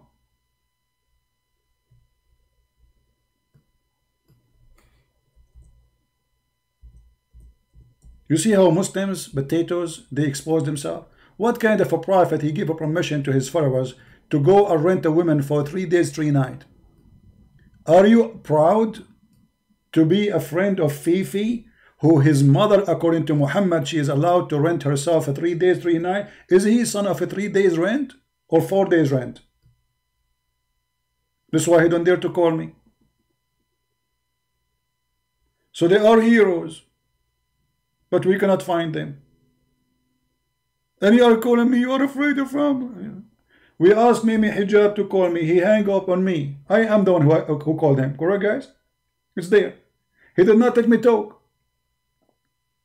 In less than 5 minutes I spoke. He hang up on me more than 8 times. Hang up on him, hang up on him. And he called me bastard too. And what he do? He played video for me. Did you say that? Did you say to a woman, suckle me? I was reading your prophet, you idiot. And your filthy sister, she was speaking dirty about Jesus. You edit my video. Cowards. They were terrified. He told the Muslims, I'm going to debate the Christian Prince himself. And then what happened? Where's the debate? Cowards. Potato. If the master of Mimi Fifi, Mimi Hijab, he called me by Skype, what's your problem? And guys, because they are terrified to debate me, so they have those videos set up, and supposedly this will solve the problem. We will play to Christian Prince, him saying, suckle me. Do you even dare to talk about suckle me issue?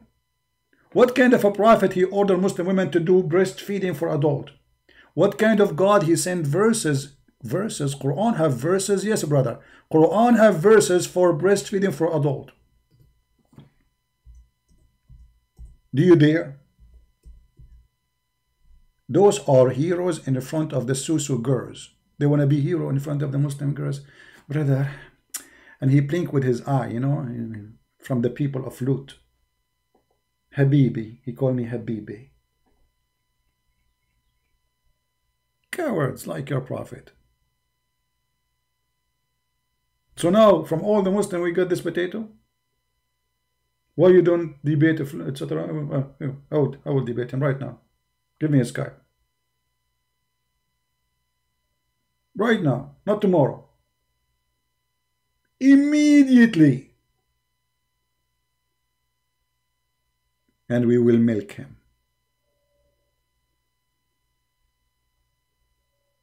Call me idiot. You want to debate me? You are complaining about idiot? You Muslims, first of all, you don't complain. You see, you are a coward. You are a potato. You did not even call to debate me. You are asking me to debate your stepfather. You don't even have testicles. If you are a man, you will say, I want to debate you. But look what happened. You lost your testicles because you maybe, I don't know what happened. You were fighting with some kids in the street. And now you are proud about the testicles of somebody else. What about you? Why you don't debate this guy? And we are, okay, where is he? And where are you? Why you don't debate me yourself? Are you half a human being? Are you a chicken? Huh? You did not drink camel urine like him, so he drank camel urine, you did not? So he's strong, you are not? Potato. Aren't you ashamed of yourself even to call yourself a man? You are like a bald who is proud about the hair of his neighbor. Here we go. I gave you a chance to call me and to talk to me. And what do you do? Why you are afraid to debate this guy? Who? I am afraid. I'm here. My Skype is open. Let him call me. His Skype is open. Give me his Skype. I will call him. Cowards. Everybody can tell who is running. You see, if I say I'm not going to answer his call, then okay, you are right. This guy, he's avoiding him. I'm here. Where are you? Right? Adnan Rashid. Christian Prince, he say filthy word. I was quoting your prophet, filthy prophet, you idiot. It's not me. It's not me. If I'm speaking about Jesus, I will never mention those words. I was quoting your filthy prophet. And this is excuse, he will never dare to debate me. And we got him busted. We will prove to you that the Bible is corrupt. You stupid, you just prove to us that the Bible of Allah is corrupt. So it's what's my business? Secondly, you prove to us that your prophet is an idiot. He thinks that Pharaoh is the name of a man. That's why he don't call him. And I prove it. I showed you even Islamic newspapers from Egypt, the capital of Al-Azhar University, saying that Pharaoh in the Quran coming as a name for a person, not a title. Guys, did I show the reference? Did I show the reference or not?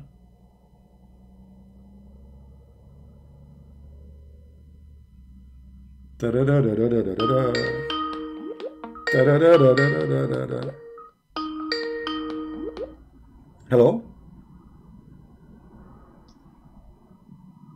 Hello? Oh, finally. You're picking up. Ultimate fart, just get lost. From all the donkeys in the world, we could not find except a donkey. Can we come find somebody from Senegal to call us and he have intelligent? Who finally pick it up? Who? Ultimate fart. You are not even a Muslim. Filthy coward.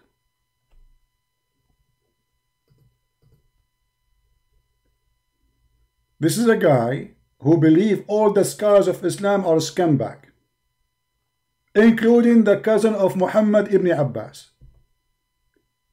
He believes that all the Arabs are a fraud, which means Muhammad is a fraud. Who believe all the hadith is a fabrication. And he believes that Allah can explain the Quran to you without knowing Arabic. And he is going to give us the answer. And he said, the video is there, go and look. It's called, Who Cannot Understand the Quran? Go watch it and die laughing. Stupid. The reason we don't waste our time with you, that's it. You are a paper we burned and that's it. You became carbon, that's it. We need something new. Anyone? Who's next?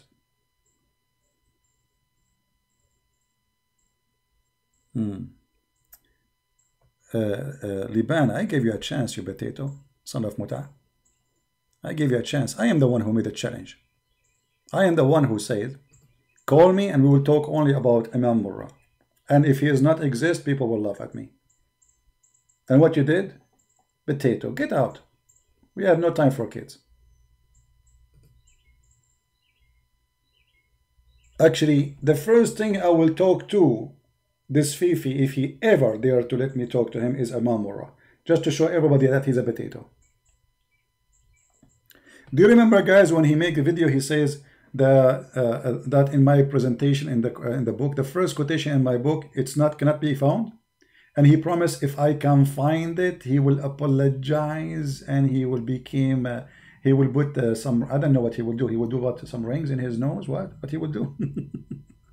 I challenge Christian Prince to find this quotation in the book of Fath al-Bari. Nowhere can be found, brothers and sisters. And then the potato, we showed him where it's found. I mean, how this guy, he claimed knowledge and he checked it out and he is refuting me and he says he's sure nowhere can be founded. And not only that, the potato, the coward, he made a video saying that Afzal, the one who left Islam, is fake. And they knew the real Afzal. And he had have interview with him. And then the Afzal, the real Afzal, he knew the fake Afzal. He's his friend. Brother, he is my co-student. I know him. He talked to me every day. He's with me in school. So we said to them, okay, if this guy is fake, I want you to expose him. I want you to record this fake Afzal in video. Get him busted. They did not do it. Why? Because they are fraud. They are so desperate. How Muslims are leaving Islam left and right. Here we go. I just got a text and you just wait. A lady, I'm not going to say who is she. I don't even know who is she. Her husband and her son, they need my help to leave Islam. And by the help of the Lord, they will. Actually, those who leave Islam under line, which means not online, on air, sorry, under the air, is way more than those who leave Islam on air, because many of them, they want to speak to me in private. All what I need to do is just find time to speak to them. Long list of people. Most of them, they don't want to go live on air. And they will leave Islam soon as we show them the truth. If Muslims, they claim that they have knowledge, then their knowledge will appear. And as you see, we are showing you in the screen whatever we say. Is that a fabrication of a Christian Prince? That this is what the Muslim believe? Or I'm showing the screen what they will say. Oh, they say, this guy, his book written about Ibn Abbas 300 years after Muhammad, hold on. Well, Al-Bukhari, he's written the same time too. So how come you accept Al-Bukhari? You see the hypocrisy? If 200 years after Muhammad is not accepted, how you accept all the books about Muhammad is after Muhammad, way after Muhammad? How you accept even Muhammad to tell us about what happened to Jesus 600 years after Jesus? If 200-year book after Muhammad is not accepted by you, suddenly it's not accepted. Suddenly it's garbage. Why? Because it's embarrassing. What about Sahih Bukhari? We heard Ultimate Fart saying all those hadith written by the Arab fraud. Why Ultimate Fart he says that? Because he's ashamed of what is written there. As simple as that. If Al-Bukhari and Muslim and those books present something good, they will not be ashamed of it. I remember those things was good for centuries for Muslims. Because Muslims, they never face somebody who live between them there to debate them. They kill him. Who dare to say Muhammad is a fraud? Who dare to say Muhammad is a pimp? They will kill you immediately. Today the world is different, and they are not the superior. They are the most weak nations. Otherwise they will bomb everybody. You don't agree with the Prophet, we will kill you, all of you. Imagine, actually once a Saudi prince, he said to me, he said, thank God we don't have the power of America. I said, why? He said, if we have the power of America, we will do jihad. We will say, convert to Islam tomorrow or die. You have 24 hours to accept the Shahada, or we will nuke you. As simple as that.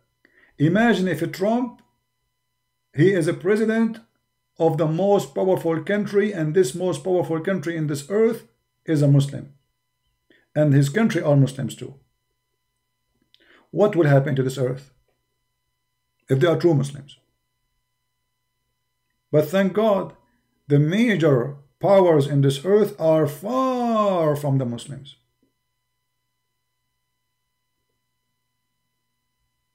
Otherwise, this earth is doomed. We have Mr. Bijat saying, both Jesus and Muhammad. Let us read what this Muslim sound like he's a nice guy. Let us read what he's saying. At least finally we found somebody he want to reason with us. Bijata saying, CP, both Jesus and Muhammad BBUH are prophet. Okay, Bijata, I want to stop with you. Can you show me a prophecy of your prophet before we continue the rest? And in Ramadan, Muslims don't fast. In Ramadan, people just flip the day at night and the night at day. That's not fasting. Now, you just said Muhammad is a prophet. Can you show me his prophecies? Because in order to call a person a prophet, you have to prophesy. Do you have a prophecy can be proven to us that Muhammad is a prophet? What do you think, Mr. Bijata?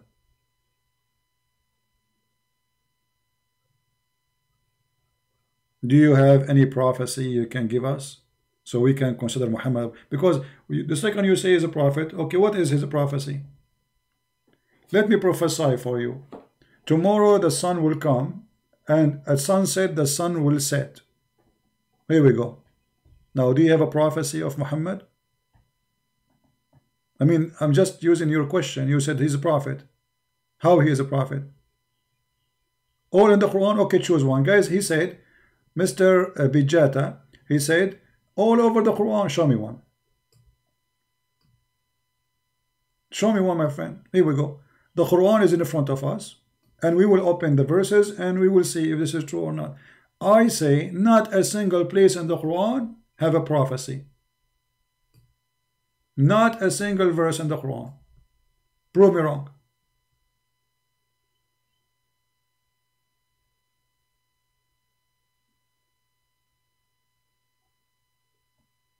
Can you? Welcome, he's Indonesian, no problem. We welcome Indonesian Muslims, we love them. Which one, my friend, is a prophecy for you? You can give me one, you can search Google. All the prophecy of Muhammad is lies. He said to the kuffar, you will not believe in what I believe. And later they believe in what he believed. Didn't he say you will never believe in what I believe and I will never believe what you believe? Chapter of Al-Kafirun. How he's a prophet? He just told them you will never believe. I will never believe in what you believe and you will never believe in what I believe. And then later of them they believe what he believed.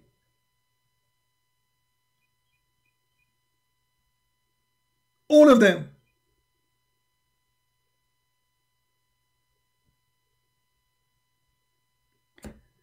Give him some time. Maybe he is looking in Google, to find some miracles.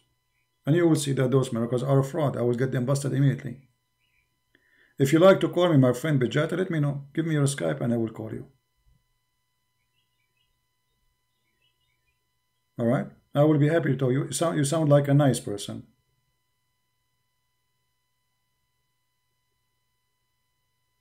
Did he post any claim?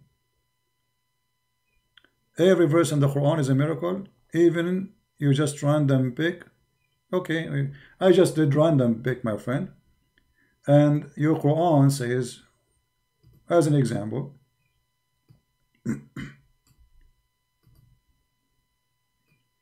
Allah will give you women with big boobs. Is that the miracle you are talking about? Is that how God he speak? Is that the prophecy Muhammad prophesied for you? That I will go to heaven and I will have a garden full of women with big boobs? This is how prophet of God they speak and they promote their God? or this is how the devil, he tried to tempt you by boobs. What kind of God and what kind of a prophet he says, if you believe in me, I will give you women with big boobs? You tell me.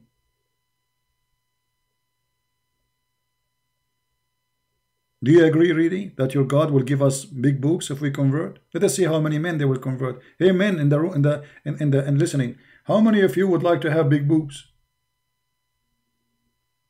Huh?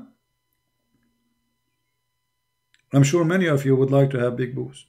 Allah is the boobs provider. So what your prophet is saying to us, that Allah is a boob vendor, and this is the proof that Muhammad is a prophet?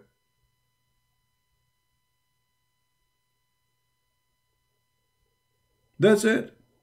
I'm really convinced.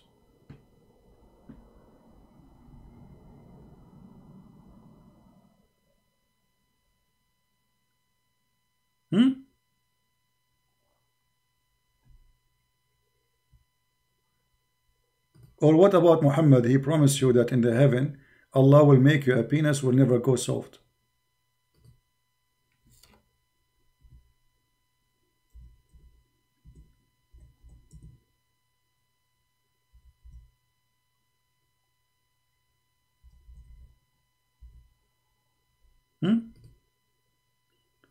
Look at this beautiful, and this is da'if, brother. Islam is da'if.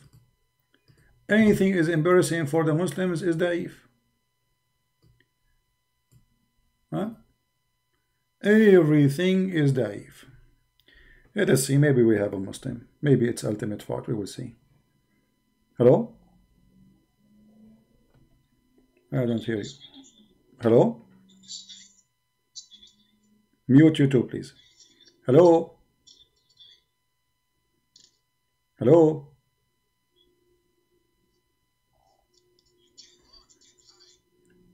Ultimate fart again. I can't run, you idiot. For sure we will run from barking dog like you. You just expose Islam. You are the one who said the hadith is false. The interpretation is false. And all the interpretation of the Muslim scholars is false. And yet you are the one who says to us, if you are a believer, Allah will explain the Quran to you. That means all those who believe in Allah, they did not get the interpretation of the Quran except you. Crazy, man. Go. Look at this. He's like a bug. You will never speak in my channel. You call me, I spit on you, and we hang up on you. Look at this. Look what your prophet said. There is no one whom Allah will admit to paradise, but Allah will marry him to 72 wives, 2 from the Houris and 70 from the inheritance of the people of hellfire, and whom will have desirable front passages. And he, you the Muslims, will have a male member that will never become a flaccid, i.e. soft limb. So brother, are you there, Mr. Dijat? This is the prophecy of your prophet?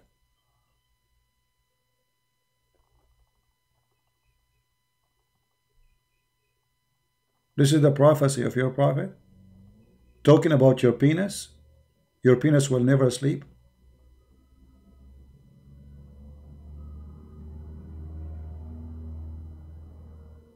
Is that the prophecy? Is that how prophet of God speak? Brother and sister, prophet beat up him. He said, in the heaven we are going to have a very nice penis, and our penis will never sleep. Brother and sister, the penis of a Muslim in heaven is going to be always active, brother.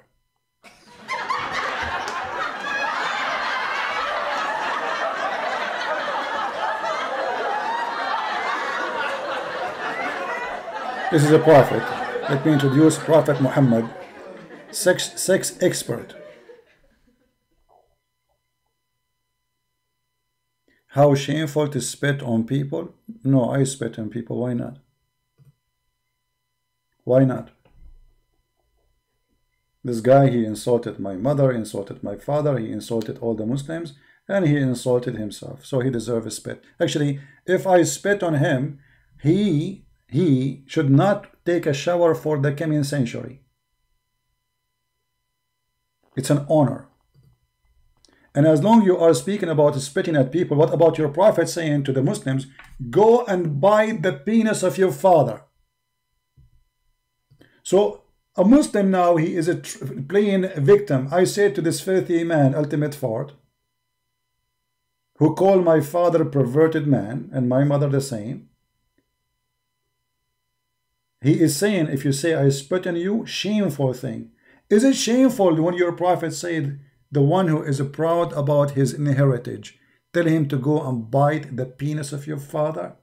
Oh, sure, no. That's very nice. It's not shameful. Spitting, you say spit? Shame on you. Did you say you will spit on him? Shame on you. What if I show your prophet spitting at people too? What you would do?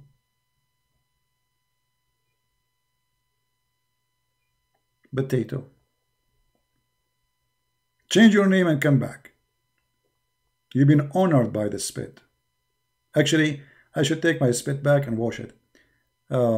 Muhammad miracle encompass broad range, such as multiplication of food. Where we can find this? Guys, look at this. Look at the fabrication Muslim they pose for us. Okay, here we go. We have the Quran in front of us, my friend. Show me any of what you said in the chat in the Quran. Manifestation of water. Manifestation of water. Let me show you what your prophet said about the manifestation of water. Here we go. Your prophet, this is a miracle. He used to take shower with dead dogs and women of blood from period.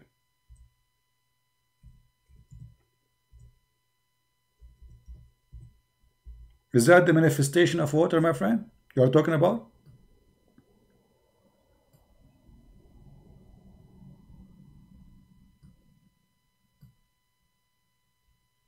Is that the manifestation of water you are talking about? Your prophet taking shower with dead dogs and women of blood from period and garbage?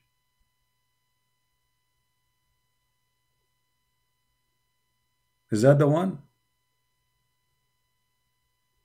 That's a miracle. This is the Islamic shampoo. If you want to make an Islamic shampoo, brother, this is the recipe. You bring dead dogs and women menstrual rags from period and garbage, and then you mix them with water, and then you take a shower, and that is the Islamic shampoo of a Prophet Muhammad. What do you say? Am I lying? It's in the front of you. You tell me why you're a prophet saying and doing this. You tell me. You see, I'm not going to say anything. You tell me why he's doing this. Why a prophet? He have full brain. He taught you supposed to be clean as you Muslim claim. And yet, he is taking shower in a small, tiny body of water, is in the size of a jacuzzi, full of dead dogs and women of blood from period. And even the people, they will say to him, you are doing that? You are doing that? Are you? I passed by the Prophet, B-B-U-H, when he was performing wudu from the well of Bid'ah. I said, are you performing wudu from it when garbage is thrown in it? He said, water is made pure and nothing make it impure. See, even the Muslims are asking him, what are you doing, man? You see, the one who's walking by is a Muslim. Because he said Prophet B-P-U-H. He did not say Muhammad. He's speaking to him as a prophet. So he's a Muslim. Actually, not only a Muslim. Abu Sa'id al-Khudri, that his father said, a very well-known Muslim. He passed by Muhammad, and Muhammad jumping in the garbage, taking shower with the dead dogs. And the man, he questioned his behavior, saying, what are you doing, man? Are you showering with the well of Bid'ah where people they throw their garbage. Guys, is it me who says garbage there, or this is the Muslim statement?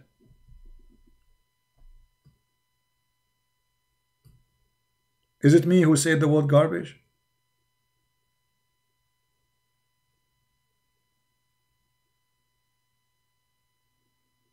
I challenge all those who claim to be Muslim Sunni to do what the Prophet did.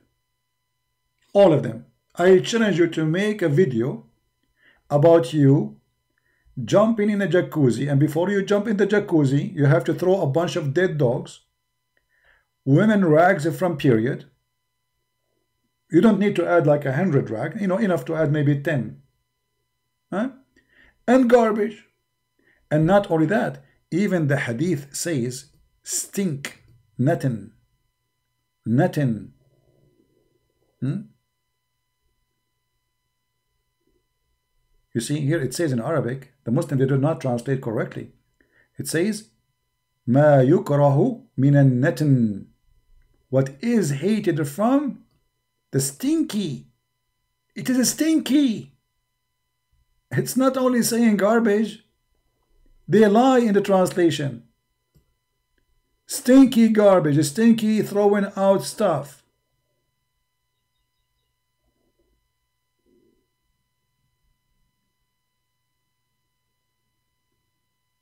This is the prophet you are talking about?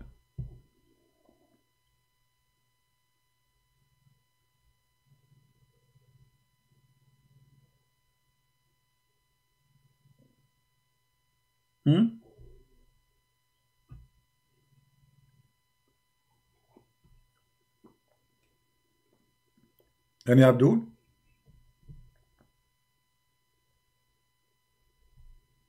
What do you say? Obviously, this behavior cannot be a behavior from a normal man anyway. Forget about him being a prophet or anything. Right?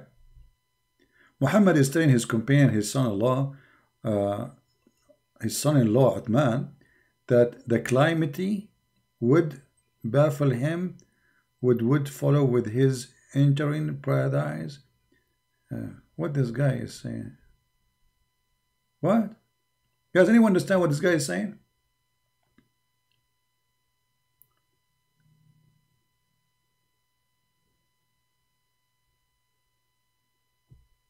I thought now you are busy taking the recipe for the shampoo. You know what? I'm going to make an Islamic shampoo called stinky shampoo. And I put in the bowl, I will put a picture of women rags from menstruation, dead dogs. Their belly is coming out, and the worms are eating them. And I will add some garbage, like, you know, bad meat, bad vegetables, bad stuff. And I put them all in like salad. They are mixed, and I advertise for them halal shampoo. The best way to cure yourself and to fight. And the funny, the Muslim, they made videos saying about how to follow the hygiene of the Prophet so you can fight Corona. Do you remember the video of Sabil Ahmed, who said the hygiene of the Prophet is the best way to fight Corona? Here we go. This is the hygiene of the Prophet. This is how we can fight Corona.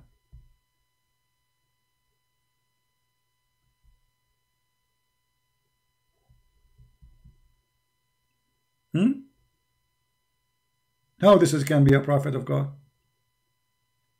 Who is a Muslim want to give us? We will change topic. Who is a Muslim is willing to give us something? You see, forget all the garbage Muhammad he is doing now. This is literally garbage. I mean, he is jumping in the garbage. In case you don't understand what's happening here in the screen, let me find you a picture.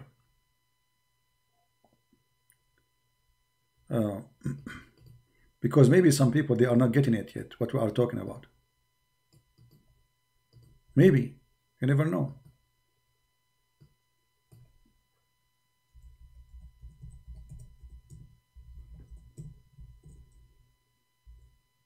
No, I'm typing in Arabic. I'm searching for pictures. Sometimes I search for things, and after I type like for 5 minutes, I notice, oh, I was typing in the wrong language. Okay.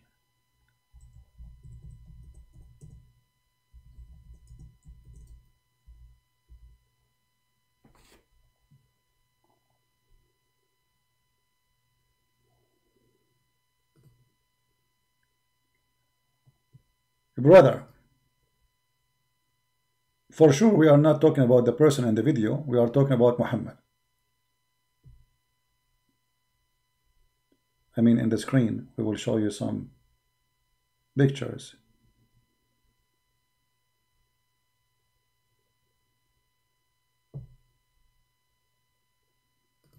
Here we go. This is the Prophet Muhammad, peace upon him. Just imagine it's him. I mean, it's not him, but imagine. Swimming in the garbage. Did you get the idea?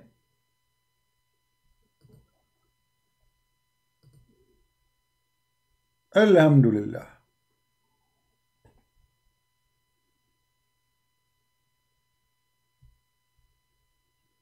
Huh? Are you getting the idea?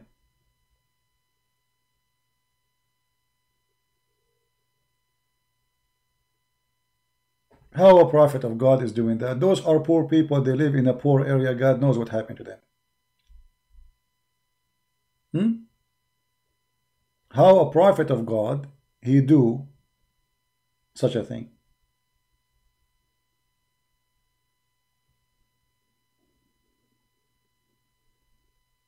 Explain to me what happened. And finally, the Muslim, they say to us, Muhammad, he taught us how to be clean, how to be hygiene, how to be all those lies, when Muhammad himself was swimming literally inside the garbage. Muhammad, he put his head under the water, he put his head up, a rag from a woman menstruation in his head, or maybe a dead dog.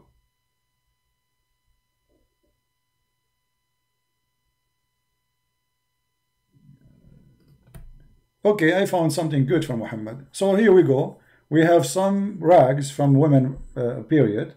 We have dead dogs in this small tiny water, and we have garbage. And Muhammad is swimming there. And Muhammad claimed that water is always pure, nothing make it impure. And now I have to believe that Muhammad is truly a prophet. I mean, obviously he is a prophet. Look at this. Who can deny that?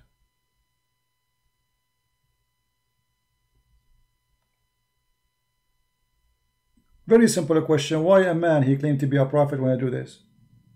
You see here the water is really big. I mean, this is maybe like a lake or a river polluted with garbage. But Muhammad was swimming in a tiny space.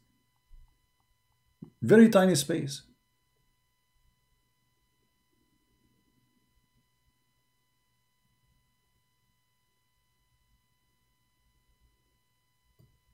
Why Muhammad wanna do that? Any Muslim have any explanation?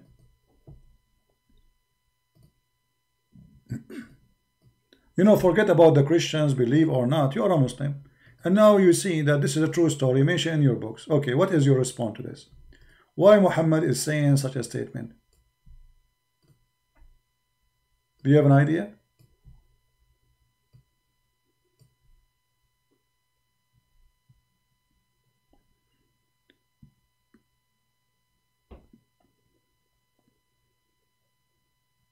Any Muslim have an idea?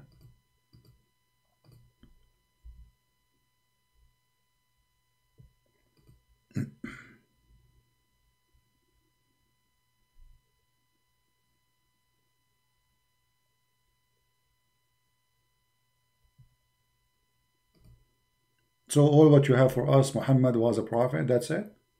You have to explain to us what's happening here. That's not a normal behavior of a human being unless he is mentally ill. And actually, all the reference prove that Muhammad was mentally ill. In the old days, you know, the Arab, when somebody he have mental illness, they say that he have a genie. He have a genie. Right? Let us see here.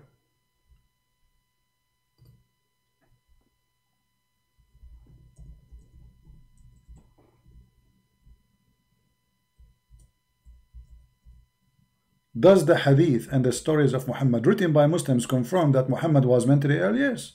Read. once the prophet was bewitched, so that he began to imagine that he had done a thing, in fact he did not. So what happened to Muhammad? He was bewitched. Who confirmed that? You Muslims. So now we have to follow a bewitched prophet.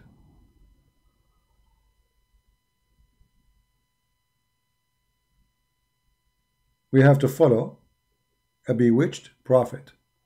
Who in the world want to follow a bewitched? You are saying to me he is a bewitched prophet. You see, if I see you in the street and I say, hey, the one who follow bewitched prophet, you will get upset. Why you are saying that to me? Why you are insulting? I am not saying that to you. Aisha said.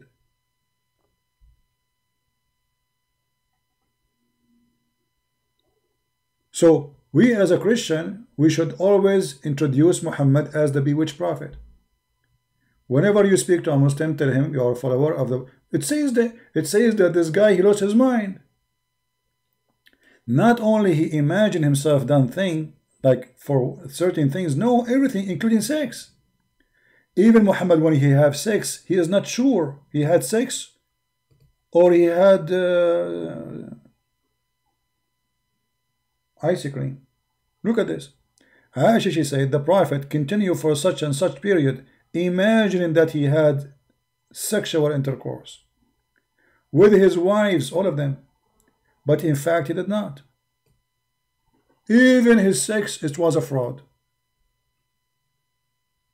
So now, as long as this guy, he imagined things, is it possible that he imagined he saw an angel? Is it possible he imagined he spoke or God sent him messages? Is it possible that Muhammad is hearing voices? Yes. Actually, Muhammad, he said in different hadith that when he received inspiration from Allah, from Jibreel, yufsamu anni. Yufsam, you know, you can go and ask anyone. If somebody have double personality, they say لديه انفصام الشخصية, double personality. Muhammad, he hear voices of the angel. And how the voice of the angel come to him? As a sound of a bell. Read it. And that is the most severe. Why revelation is severe? And why revelation is coming as a sound of a bell? And since when Muhammad, he understand language, it's called the bell language. Think about it. Let us say you are Muhammad and now you receive inspiration from Allah as a sound of a bell.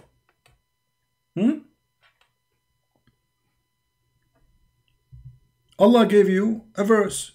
Okay, how the verse look like, sound like? Bell. How the bell sound like? I mean, all of us, we knew how the bell sound like, right?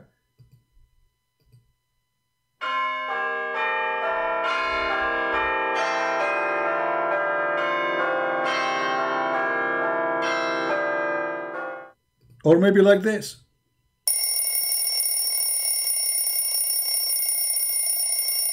Or maybe like that.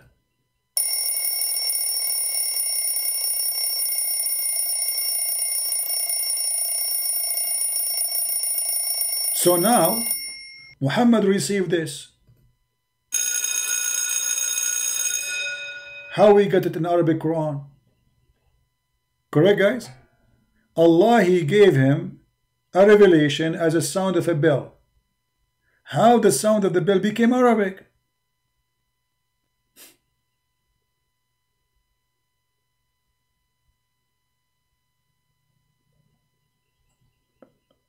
Read it. He gave him a sound of a bell.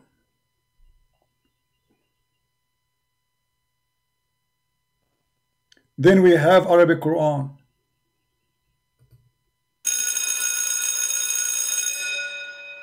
Okay, I want you to translate to me to a verse in the Quran. Go ahead, Muhammad.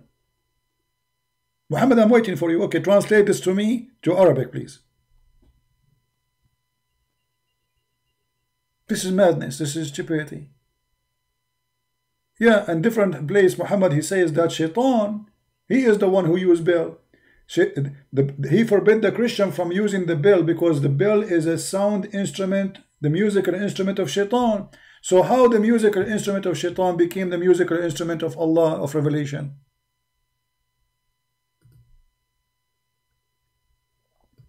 But I have a solution for this. Allah is a very, to put us, smart. He installed inside the Prophet Muhammad, peace upon him, a very special coding.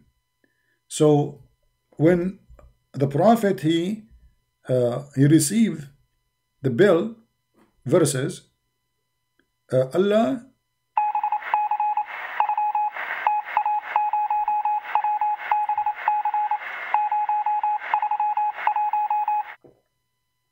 aha, that makes sense. It's obvious. Allah gave him a ring. Muhammad, he used Morse code. He translated to Arabic.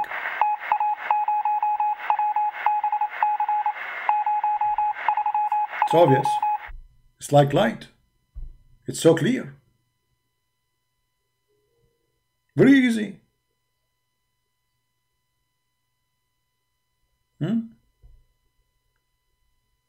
Can you put Bukhari hadith number 6002? I don't know. Those numbers mean nothing to me. What hadith? Tell me what the hadith is about. I don't remember those hadith by their numbers. They are stupid numbers. Their numbers are not even real. Where is the Muslims who want to tell us what's happening? So obviously we have a madman. Hear voices. I mean, how in the world, and why Allah want to give him the instrument of shaitan? How Muhammad, he said clearly that angels do not accompany somebody he have a bell with him. So how they are coming to him with the sound of the bell? Huh? The Prophet said the bell is one of the musical instrument of shaitan. Thank you, Prophet, for your wisdom. True story. I heard Allah Messenger saying the angels do not enter a house in which there is a small bell.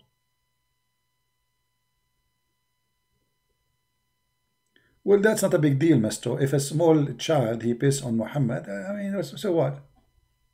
Let's be something real, you know? I mean, the guy, he's holding a child, that child he pee. Okay, that's not a big deal. That will not make Muhammad a bad person. But what will make Muhammad is bad person is stupid, that he claimed that you should just put little water if a boy pee on you, but you have to wash if a child girl she pee on you. For women are dirty for Muhammad. If you go in the hadith,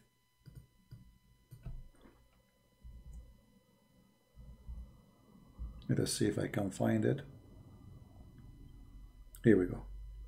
The urine of a female child should be washed, and the urine of a male child should be sprinkled over. Do you see it? Do you see it? That will make it stupid. But a child he pee on Muhammad, what a big deal. Not a big deal.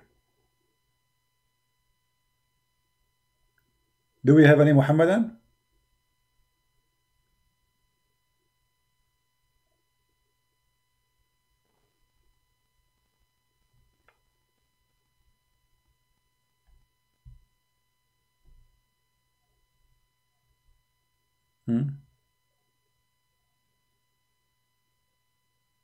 Even if he chews the date will not be a problem, but the problem will be to suck the tongue of a child. That is the problem. My friend, try to find something to use against somebody.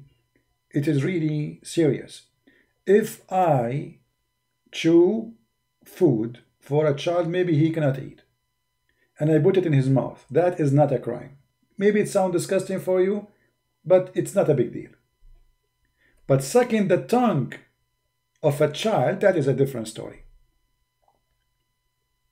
And that's what Muhammad did. So if you want to find something, try to find something really, it make a point, prove a point. Don't do what the Muslims do.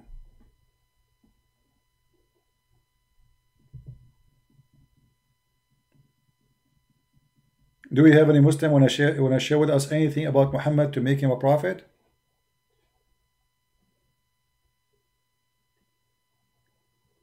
Anyone?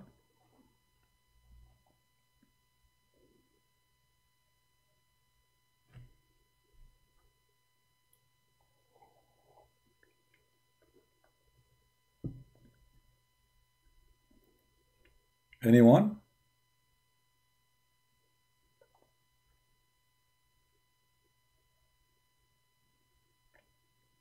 Yeah, and yeah, as exactly. If you sprinkle some water in the child urine, you did not clean it, it's still there. Correct? Stupid, isn't it? You see, like wash from the child of the female urine, but if it's a boy, just a sprinkle. And the funny, Muslims, they don't even sprinkle if dogs they pee inside the mosque.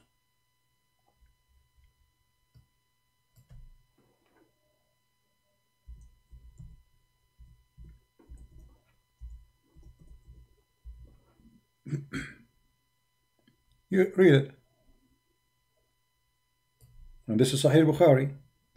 Dogs used to go inside the mosque of Allah Prophet. During the lifetime of Allah Apostle, the dogs used to go urinate and pass through the mosque. Come and go. Nevertheless, they never used to sprinkle water on it. What? Urine of dogs. Do you see it?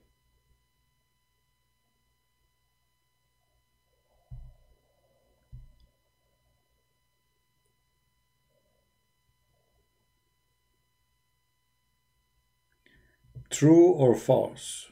Allah Messenger poured water over his private part and washed him with his left hand, and and he dried his hand in the wall. And he dried his hands on the wall. You are missing a part.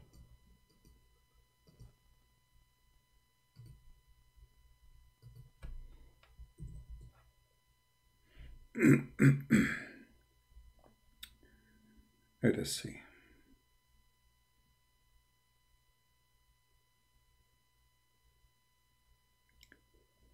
I'll try to find you the one.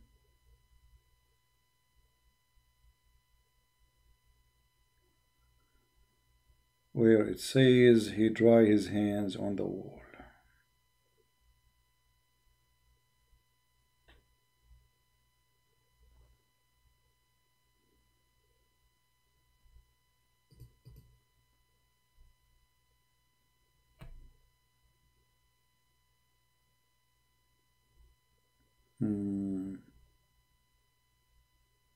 I'm trying to remember the hadith. One of the miracle of Prophet Muhammad, he told the companion Amr bin Yasir that unjust party would kill him. Okay. You must be Shia then, aren't you? You must be Shia. My friend, let me answer you about this unjust party will kill him. So how your prophet could not predict if he himself will die or will be killed?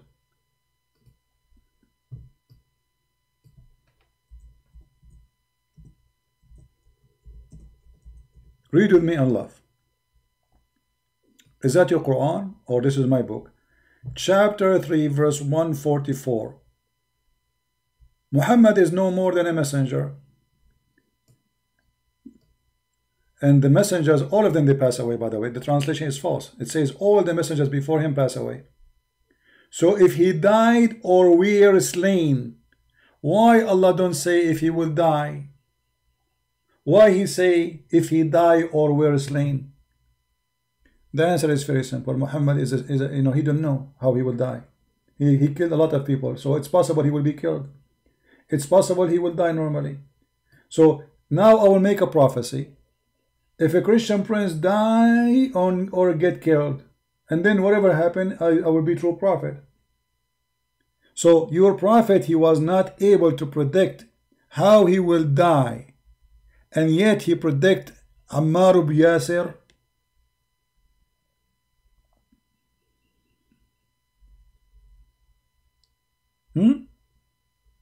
All those stories are fabrications.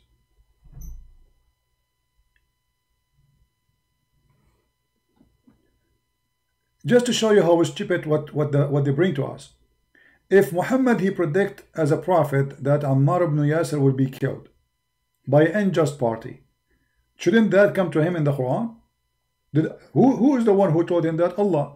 Okay, where is the verse says Ammar ibn Yasir will be killed by an unjust party?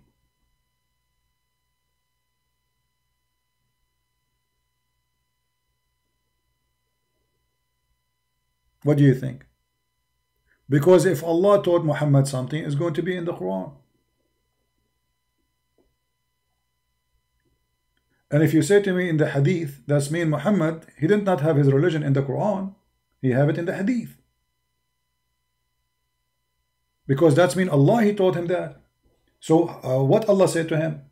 Allah said to him, show us how this happened. How Allah, he said to him, that is a guy, his name is Yasir ibn Ammar, is going to die, and how he will die, but this is not in the Quran. So what you just confirmed to me right now, if this story is true, that Muhammad, Quran, is in the Hadith, not in this book in front of us.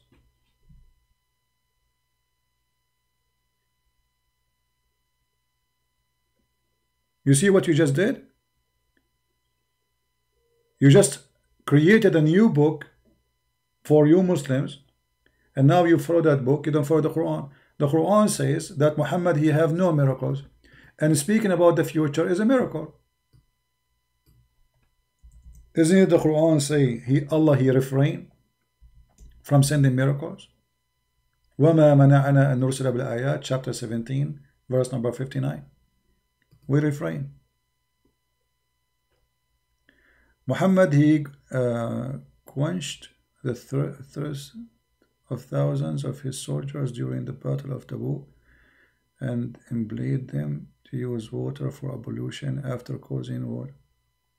Get out of here, man. Just get out of here. Let's use this talk to you. We just showed you your prophet taking shower with garbage and talking about your prophet told them to do get out. We have no time for kids. We have Quran. The Quran says we refrain from sending miracles. So either the Quran lying or you are lying. Did Allah refrain from giving miracle to Muhammad? The Quran says yes, chapter 17, verse number 59. So you Muslims, you fabricate stories and you speak against the Quran. Allah refrain. Did Allah refrain or he did not refrain?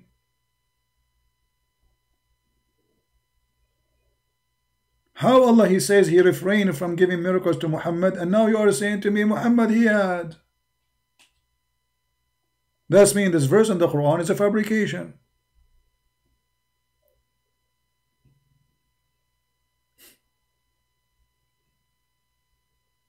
Which one of you is telling the truth?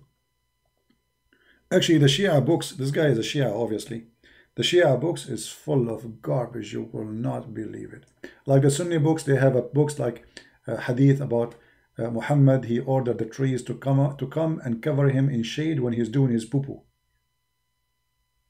Because he don't want anyone to see him doing poo-poo, supposedly. Praise be to Allah. And the trees came, walked to him. And there's other story about trees. They come to him and they converted to Islam. And they said Shahada. They were in the other side of the valley. And Muhammad, he commanded the two trees, and the trees, they came walking in their belly. And then they stood in the front of the Prophet and they said Shahada. And then the Prophet told them, go back. True story. But yet we cannot find anything in the Quran.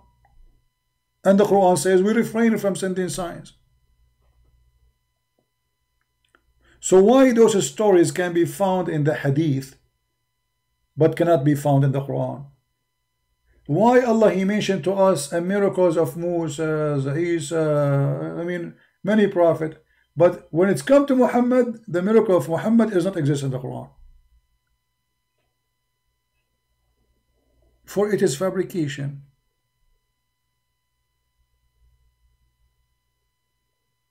If Muhammad have a miracle, you know, if we search here, how many times people they were asking Muhammad about giving a miracle or giving a sign, it's endless.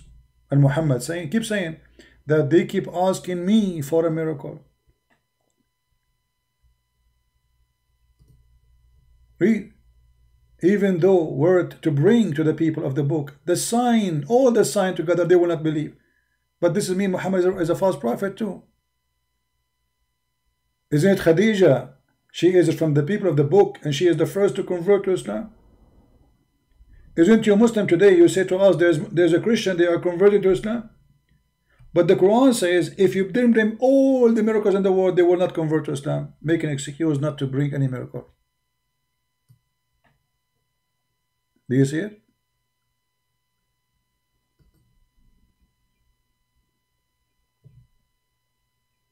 Ask the people of Israel, how many miracles we gave them?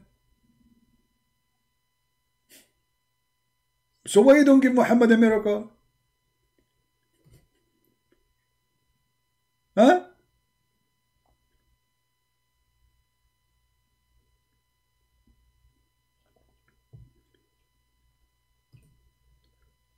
Here, the story of a person, his name is Zechariah,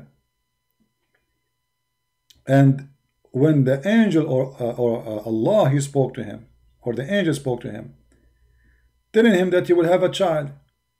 And look how easy that God, he gave a miracle to him. He says to him, can you make me, give me a sign from you, a proof that this would happen. Huh? Give me a proof that my wife, she will have a child even though she is an old woman. Make me not to speak for 3 days. Listen carefully, he said, oh my Lord, give me a sign. The sign was, the answer shall be that shall speak no man to 3 days. So the guy, he went to mute for 3 days. How come Allah cannot do the same to Muhammad?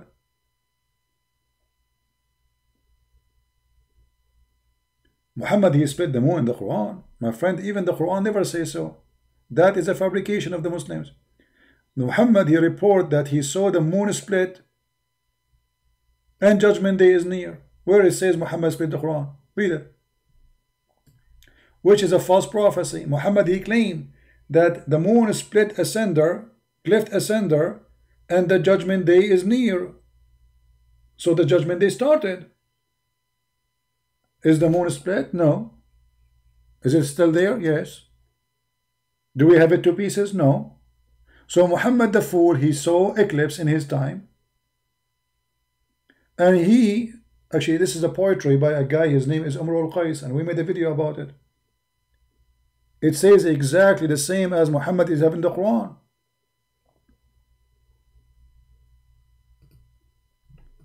Let me find you the poetry.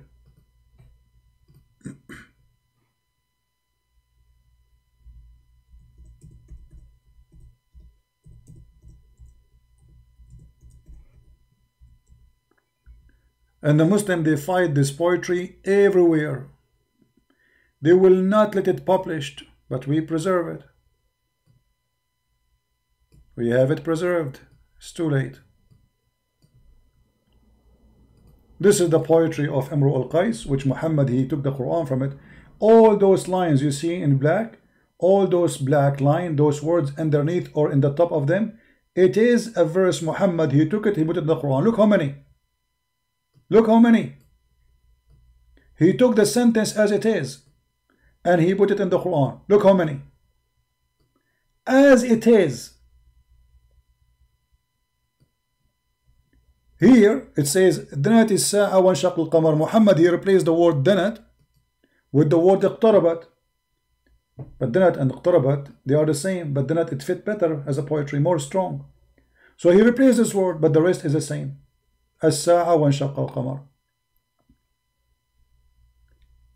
عن غزال صاد قلبي ونفر أحور قد حرت في أوصافه ناعس الطرف بعينيه حور مر يوم العيد في زينته فرماني فتعاطف أقر. And if we go and check, we will find that the same sentence exists exactly in the Quran. And by the way, this poetry is very beautiful. So what this poetry is about, the guy is speaking about his beloved girlfriend, or let us say the woman he loved. So he said the hour is near and the moon is split. He's talking about his girlfriend. عن غزال صاد قلبي ونفر, from a deer who hunted my heart and run away. He's speaking about a girl. أحور قد حرت في أوصافه, she have a very beautiful eyes. ناعس الطرف بعينيه حور. He is like, you know, like she have a sleepy eyes, which so like supposedly beautiful, and she have like a liner in her eyes and amazing, beautiful. Muhammad, he took it, he made Quran.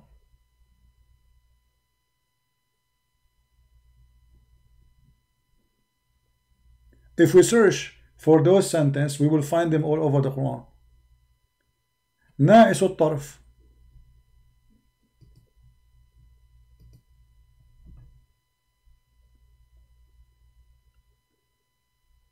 فرماني فتعاطف عقر فتركني كهشيم المحتضر. And this is a guy who exists before Muhammad. And he is a Christian. In the worst scenario, he was a Nasara.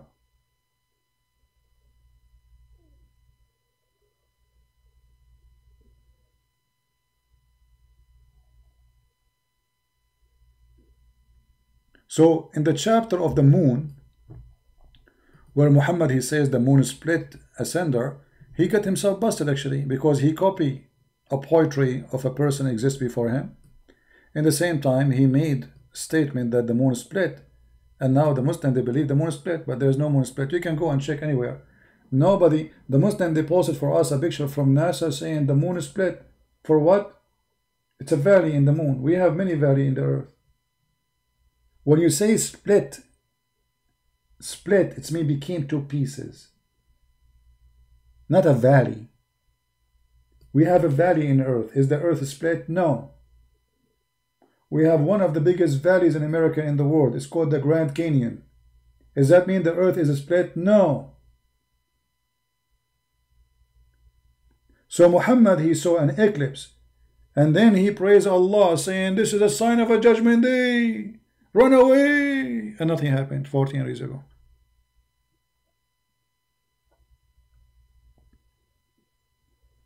Do you see it? Anyway, guys, I think we have enough for today. We hope to see you soon again. Feel free to cut my videos, make them short. If you want to cover one topic at a time, you can do that if the video is so long. Like now, we spoke about this false miracle. We explain it. You can cut the video and make it just maybe 5 minutes, 10 minutes, whatever I spoke about this topic. So always you can cut my videos, make them shorter in order to translate your language. And if you are a person who speak any of the following languages, please contact me. Korean, Chinese, Japanese. If you speak any of those languages, all right? We need people to translate for us, so we can prevent those people from being lied to. The Muslims are targeting them. All right? Yeah, Nostradamus, the person who is not a prophet, but he have a book, and he have many things come to be true. Not like Muhammad. Nothing in Muhammad he said come to be true. Nothing, not even one, not even a single one. All right?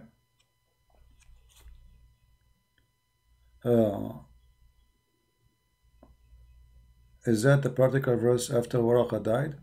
We don't know really. I mean, the Islamic history is very confusing. There is no history. You see, when Muslims, they receive their history, they say, we receive it from Ibn Ishaq. But the fact, they don't have the book of Ibn Ishaq. Where is the book of Ibn Ishaq? I want to read it. They have books written from a student of a student, and all those students, each one of them, he says in the introduction, there's many hadith are not suitable to be attached to the Prophet, so we delete them. So imagine how much the filtering happened and how much story we are missing about Muhammad. They throw them away. Anything will not be suitable up to the one who is collecting the story, he throw it away. So you can tell that the stories of Muhammad are gone. We don't have really his stories. What we have is the filtration which Muslims who worship Muhammad trying to make Muhammad look a perfect guy. So all the garbage we have about Muhammad swimming in the garbage is about them trying to make him the perfect garbage guy. So imagine if this is after filtration. So how it was before the filtration. You know what I mean? If this is after the shampoo, do you understand? If I say to you, anything will insult the Prophet, we took it away. Anything will not make the Prophet look good, I took it away. And then you find that Muhammad taking shower with dead dogs and women blood of free period. So how much garbage we are going to read about Muhammad? And they took it away.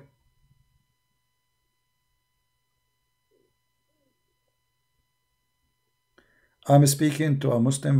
My friend, I'm just done for today. I apologize. I got to go. STR. Maybe tomorrow, my friend. Maybe tomorrow you can give me this Muslim. He can call me. I will be